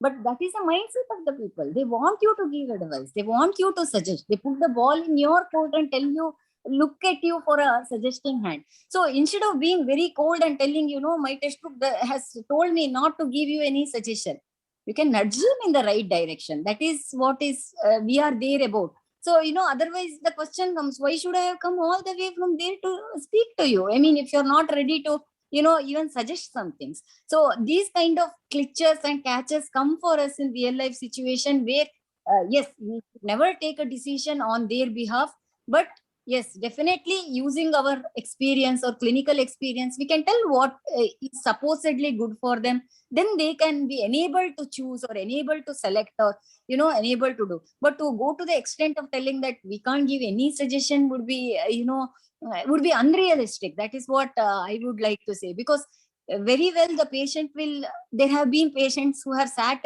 in front of me telling that unless you tell something, I'm not going to go from here. That is the Okay. No, that is there. I never dispute it. But the thing is that, it may boomerang also. That is the context under which I'm saying, because one of the, me being a child mental health specialist, I have already seen that, we try to make the child explore, automatically that fellow comes up. It's basically in our mind frame that, we restrict the children. Am I right? As counselors. Elderly citizens are very much like the younger children, but not so cute. And people who tolerate them, you find them a lot more, they are more difficult to handle. That is what I find. And children are very, amenable to suggestion. You can mold them. That kind of purity is there in them. Whereas in elder citizens, they are already very seasoned. So they want certain things to be told. They already have the words in their mind. It has to come from your mouth. So that is what they expect. That is what I see them expecting from me. So, or any counselor for that matter. Maybe we should be a little bit, tactful in handling such kind of requests. We can tell that, see, it is not up to me professionally to do this. But what you can do on the basis is this and this. You think about it and you get back to me. So, putting the ball again back in their court, that is also an art. We have to do it very tactically without hurting their sentiments. That is what I. Okay. Right. I would like to add one sentence here as a counselor. Yes, we suggest, but the decision is to be made by them. Yes. We only suggest. See, these are all the ways.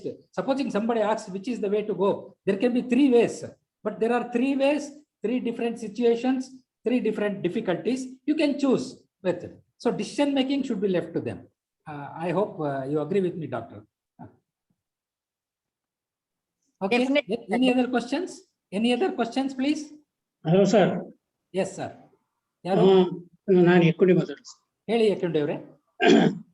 ಈ madam ಅವರು ಚಿತ್ರಕಲೆ ಮಾಡುತ್ತಾ ಇದ್ದಾರೆ, ಆಮೇಲೆ ಕೆಲವು books ಬರೆದಿದ್ದಾರೆ. ಅವರ ಹವ್ಯಾಸಗಳನ್ನ ಅವರು ಬಿಸಿ ಶೆಡ್ಯೂಲ್ ನಲ್ಲಿ ಹೇಗೆ ಮ್ಯಾನೇಜ್ ಮಾಡ್ತಾರೆ? ಬಿಸಿ ಇಟ್ಕೊಳ್ಳಲ್ಲ ಸರ್, ಅದೇ ನಂದು ಸೀಕ್ರೆಟ್. ಶೆಡ್ಯೂಲ್ ಅನ್ನು ಬಿಸಿ ಇಟ್ಕೊಳ್ದಿದ್ರೆ ಆಯ್ತು, ಕೆಲಸ ಮಾಡಿದ್ರೆ ಆಯ್ತು, ತುಂಬಾ ಬಿಸಿ ಇಟ್ಕೊಳ್ಬೇಕು ಅಂತಿಲ್ಲ. We have to build time for our selves. ಎಲ್ಲರೂ ಕೆಲಸ ಮಾಡೋದ್ ಮಾಡ್ತಾರೆ ಸರ್, ಬಟ್ ನಮ್ಗೆ ಆಗೋದ್ಕಿಂತ ಜಾಸ್ತಿ ಕೆಲಸಗಳನ್ನ ಒಪ್ಕೊಂಡು ಒದ್ದಾಡೋದ್ಕಿಂತ ಒಂದ್ ಸ್ವಲ್ಪ ಟೈಮ್ ಅಂತ ನಮಗ್ ನಾವು ಇಟ್ಕೊಳ್ಳೇಬೇಕು. ನಾನು ಇದೆಲ್ಲ ಇದ್ರ ಜೊತೆಗೆ ಕೆಲವು ಥಿಂಗ್ಸ್ ಇವ್ರು ಹೇಳ್ದಂಗೆ ಸ್ವಲ್ಪನೂ ಸಮಾಜಮುಖಿ ಅಲ್ದೇ ಇರೋ, ಯಾರಿಗೂ ಉಪಯೋಗಕ್ಕೆ ಇಲ್ದೇ ಇರೋ ಕೆಲಸಗಳನ್ನು ಮಾಡ್ತೀನಿ ನಾನು. ಉದಾಹರಣೆಗೆ ಪದಬಂಧ ನಂಗೆ ಮಾಡ್ಲೇಬೇಕು, ಅದಿನ ಮಾಡ್ಲಿಲ್ಲ ಅಂದ್ರೆ ಏನೋ ಕಳ್ಕೊಂಡವ್ರ ತರ ಆಡ್ತಿರ್ತೀನಿ. ಪೇಪರ್ ಓದ್ಲೇಬೇಕು ಅದಿನದ್ದು, ನೋಡಿ ಅದ್ರಿಂದ ಯಾರಿಗೂ ಏನು ಉಪಯೋಗ ಇಲ್ಲ.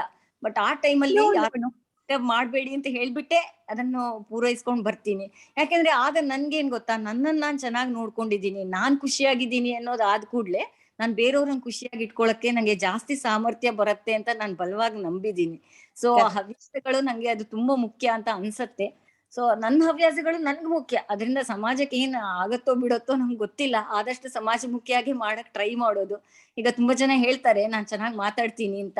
ಸೊ ಯಾವ್ದಾರ ಟಾಕ್ ಅಂದ್ರೆ ಟೈಮ್ ಇದೆಯೋ ಇಲ್ವೋ, I build that time for talks also, because people feel that they get motivated when they hear me speak. So maybe that is one talent which I have to, harness and do that also. So ಆ ತರ ಆಗಾಗ ಸಮಾಜಮುಖಿಯಾಗಿರೋದು ಸಿಕ್ಕತ್ತೆ ಮಾಡ್ಲಿಕ್ಕೆ, ಅಲ್ದೇ ಇರೋದು ತುಂಬಾ ಸ್ವಾರ್ಥದಿಂದ ಕೂಡಿರೋದು ಸಿಕ್ಕತ್ತೆ. ಎರಡನ್ನೂ ಬ್ಯಾಲೆನ್ಸ್ ಮಾಡ್ಕೊಂಡು ಹೋದ್ರೆ ಆಗತ್ತೆ ಅಂತ ಹೇಳೋದು ಸರ್. ಎಲ್ಲರಿಗೂ 24 ಗಂಟೆ ಸಿಕ್ಕೋದಲ್ವಾ, ಯಾರಿಗೂ 1 ನಿಮಿಷ ಜಾಸ್ತಿ ಕೊಡಲ್ಲ, ಕಮ್ಮಿನೂ ಇಲ್ಲ. ಸೊ ಹಾಗಿದ್ದಾಗ ನಾವ್ ಹೇಗ್ ಉಪಯೋಗ ಮಾಡ್ಕೋತೀವಿ ನಮ್ಗೂ ಬಿಟ್ಟಿದ್ದು ಅಂತ.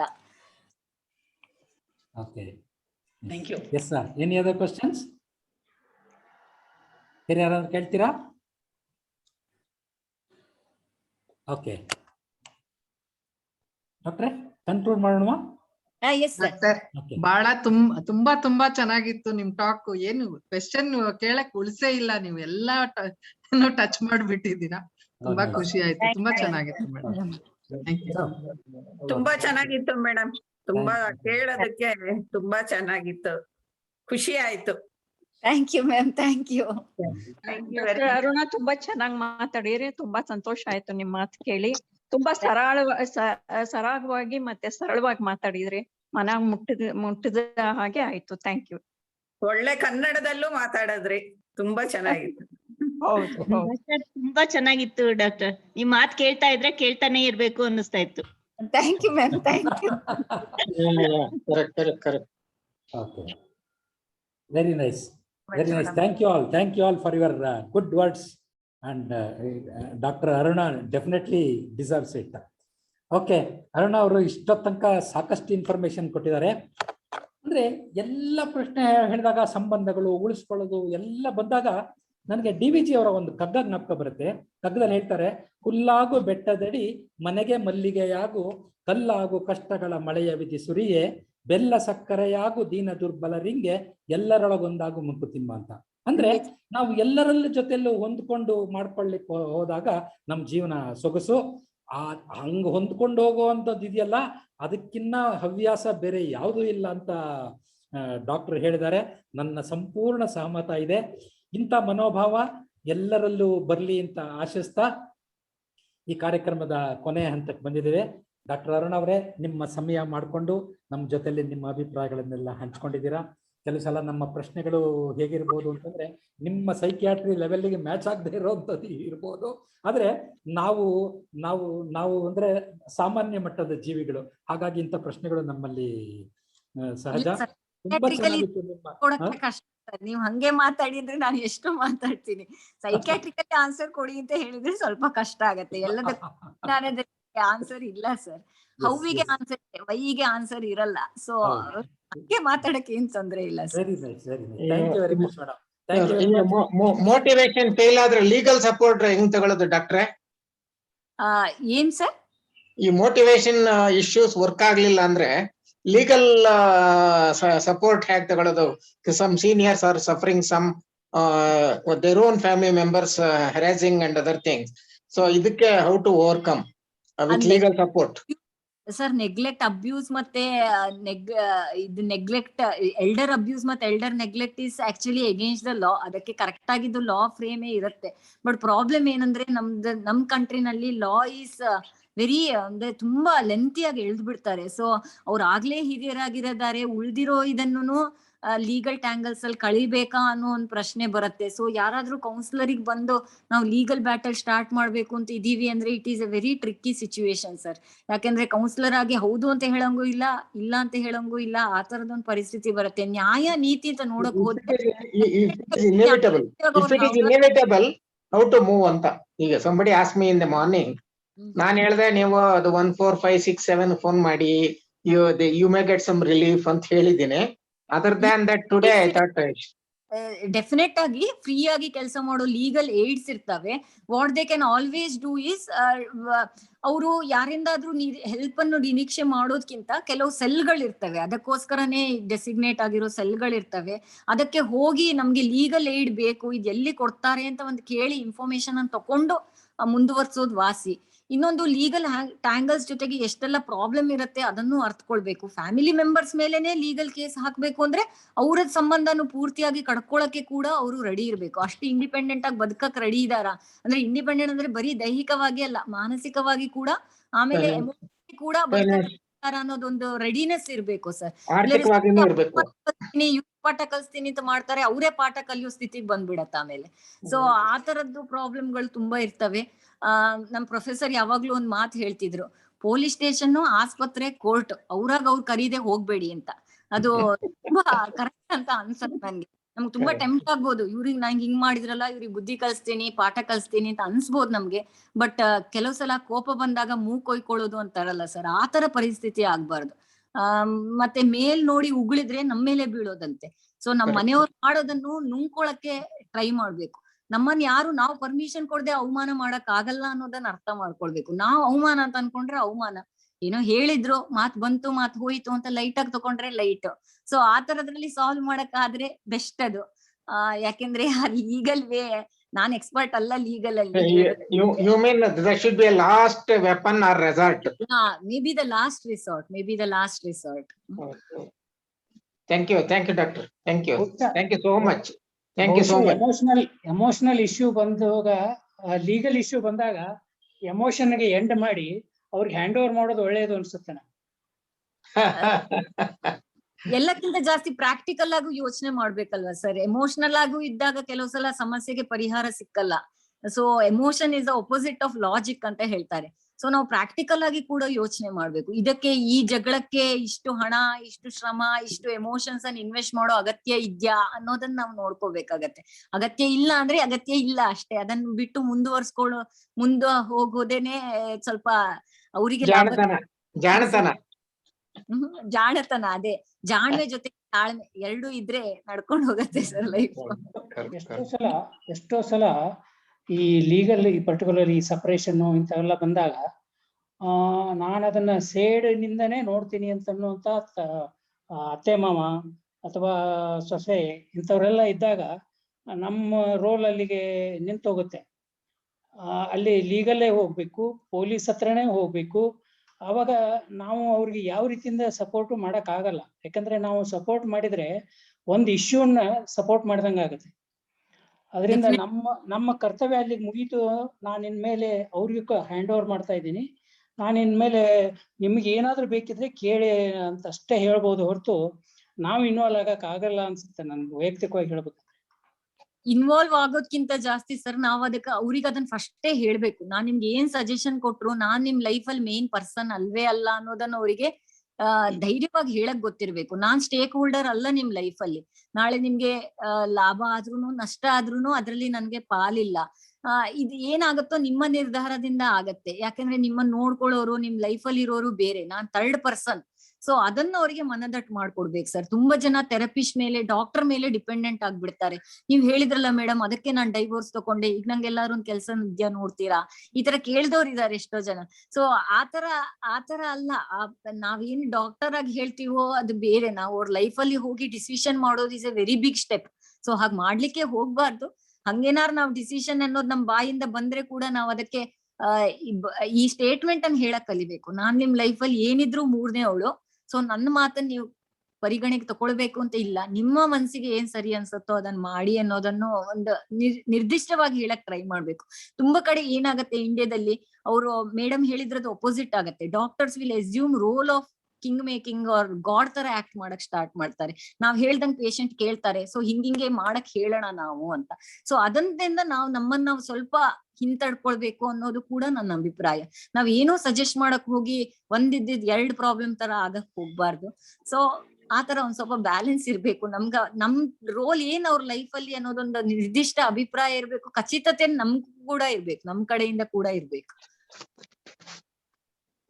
So nice. ಓಕೆ, ಸ್ವಲ್ಪ ಆರ್ಥಿಕ ಸ್ವಾತಂತ್ರ್ಯವನ್ನು ಉಳಿಸ್ಕೊಂಡಿರ್ಬೇಕು, ಬುದ್ಧಿ ಉಪಯೋಗಿಸಿ ಕೊನೆವರೆಗೂ. ಸ್ವಲ್ಪ ಇದು ಹಿರಿಯರು ಆರ್ಥಿಕ ಸ್ವಾತಂತ್ರ್ಯ ಉಳಿಸ್ಕೋಬೇಕು, ಎಲ್ಲಾ ಮಕ್ಳಿಗೆ ಕೊಟ್ಬಿಟ್ಟು ಬರಿಗೈ ಆಗ್ಬಾರ್ದು ಅಂತ ನನ್ನ ಅಭಿಪ್ರಾಯ.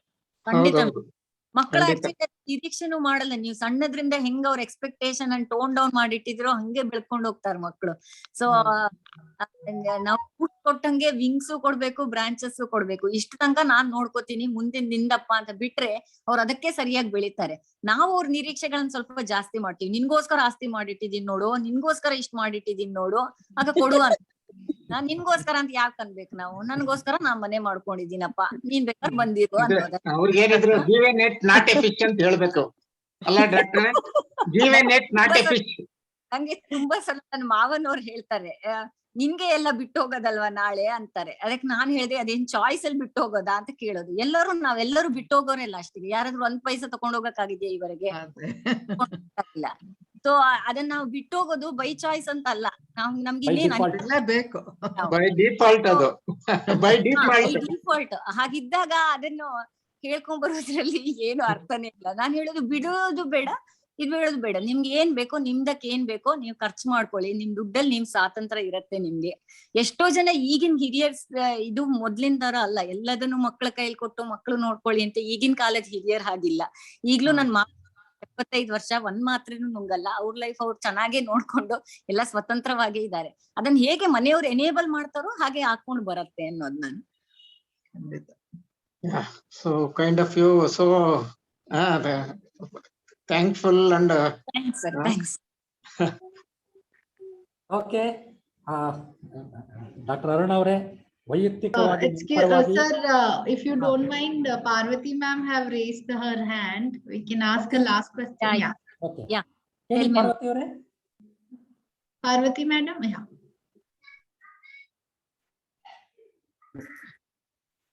ಇದಾರಾ? Parvati ma'am. Hello. Hello ma'am. Kelsta ida ma'am? I think we lost her audio. It's okay ma'am, you can message me or email us if you have more questions and queries. I can forward to Aruna ma'am. Okay. Sir, you can wind it up. Yeah. Yes, they have come to the real level of concluding, because concluding and we have talked so much. It is so nice. That interaction ideyalla, when people open up, that means they are interested in knowing something, athwa the person who is giving is able to give more anta. That's a feeling. Otherwise we don't open up. Dr. Aruna ಅವರೇ, ನನ್ನ ವೈಯಕ್ತಿಕವಾಗಿ ನನ್ನ ಕಡೆಯಿಂದ, ವಯೋಮಾನಸ ಸಂಜೀವಿನಿ ಕಡೆಯಿಂದ ಹಾಗೂ ನಮ್ಮೆಲ್ಲ ಕೇಳುಗರು ಅಥವಾ ಪ್ರೇಕ್ಷಕರ ಕಡೆಯಿಂದ ನಿಮ್ಗೆ ಅನಂತ ಧನ್ಯವಾದಗಳು. Thank you very much. ಸಾಧ್ಯ ಆದ್ರೆ ಮತ್ತೊಮ್ಮೆ ಇನ್ನೊಂದು ವಿಷಯನೋ ಅಥವಾ ಏನಾದ್ರೂ, ಎಷ್ಟೋ ಸಲ ಸಾಮಾನ್ಯ ಮಾತುಕತೆಗಳು ಕೂಡ ತುಂಬಾ ಚೆನ್ನಾಗಿರುತ್ತೆ. ಅದು it is eye openers for us. Specific ಆಗಿಲ್ಲದೆ ಇದ್ರು ಕೂಡ ಮತ್ತೊಮ್ಮೆ ನಿಮ್ಮ ಕಡೆಯಿಂದ ನಾವು ಎಕ್ಸ್ಪೆಕ್ಟ್ ಮಾಡೋಣ ಅಂತ ಹೇಳ್ತಾ ಮತ್ತೊಮ್ಮೆ ನಿಮ್ಗೆ ಥ್ಯಾಂಕ್ ಯು. ಎಲ್ಲ ಪಾರ್ಟಿಸಿಪೆಂಟ್ಸ್ಗೆ ಥ್ಯಾಂಕ್ ಯು ವೆರಿ ಮಚ್. ಮತ್ತೆ ಇನ್ನೊಂದು ವೆಬಿನಾರ್ ನಲ್ಲಿ ಭೇಟಿ ಆಗೋಣ. ಅಲ್ಲಿ ತನಕ ನಮಸ್ಕಾರ, good bye. Thank you all the participants. Thanks for being such a receptive audience. Thanks. Yeah, lovely to Thank see you you ma'am. Thank you for being a wonderful resource person and making the session so much interesting and informative. Thank you sir. ನಿಮ್ email ID ಕೊಡಕ್ಕಾಗುತ್ತಾ madam? Yes. Ma'am, can you put it in the chat box, ma'am? If you don't mind. Put it in the chat box and sir might be able to share it with you. ಸರ್ದು ರಂಗನಾಥ್ ರಾವ್ ಸರ್ದು ಬೇಕು email ID. Ma'am, can you email us to Vayumansa? I can provide the both email ID then. Okay. Yeah, that also Okay. can. That That's also better. can. That's better. pms.nimans@gmail.com. Anybody would like to want Aruna ma'am's or Ranganath Rao sir's email ID, please email Yeah, I to will us. put it. I can share it with you. Okay. So thank you once again Thank you all. all for joining today's session. Have a wonderful evening. Thank you. Thank you, thank you, thank you. ನಮಸ್ಕಾರ. Thank you, ma'am.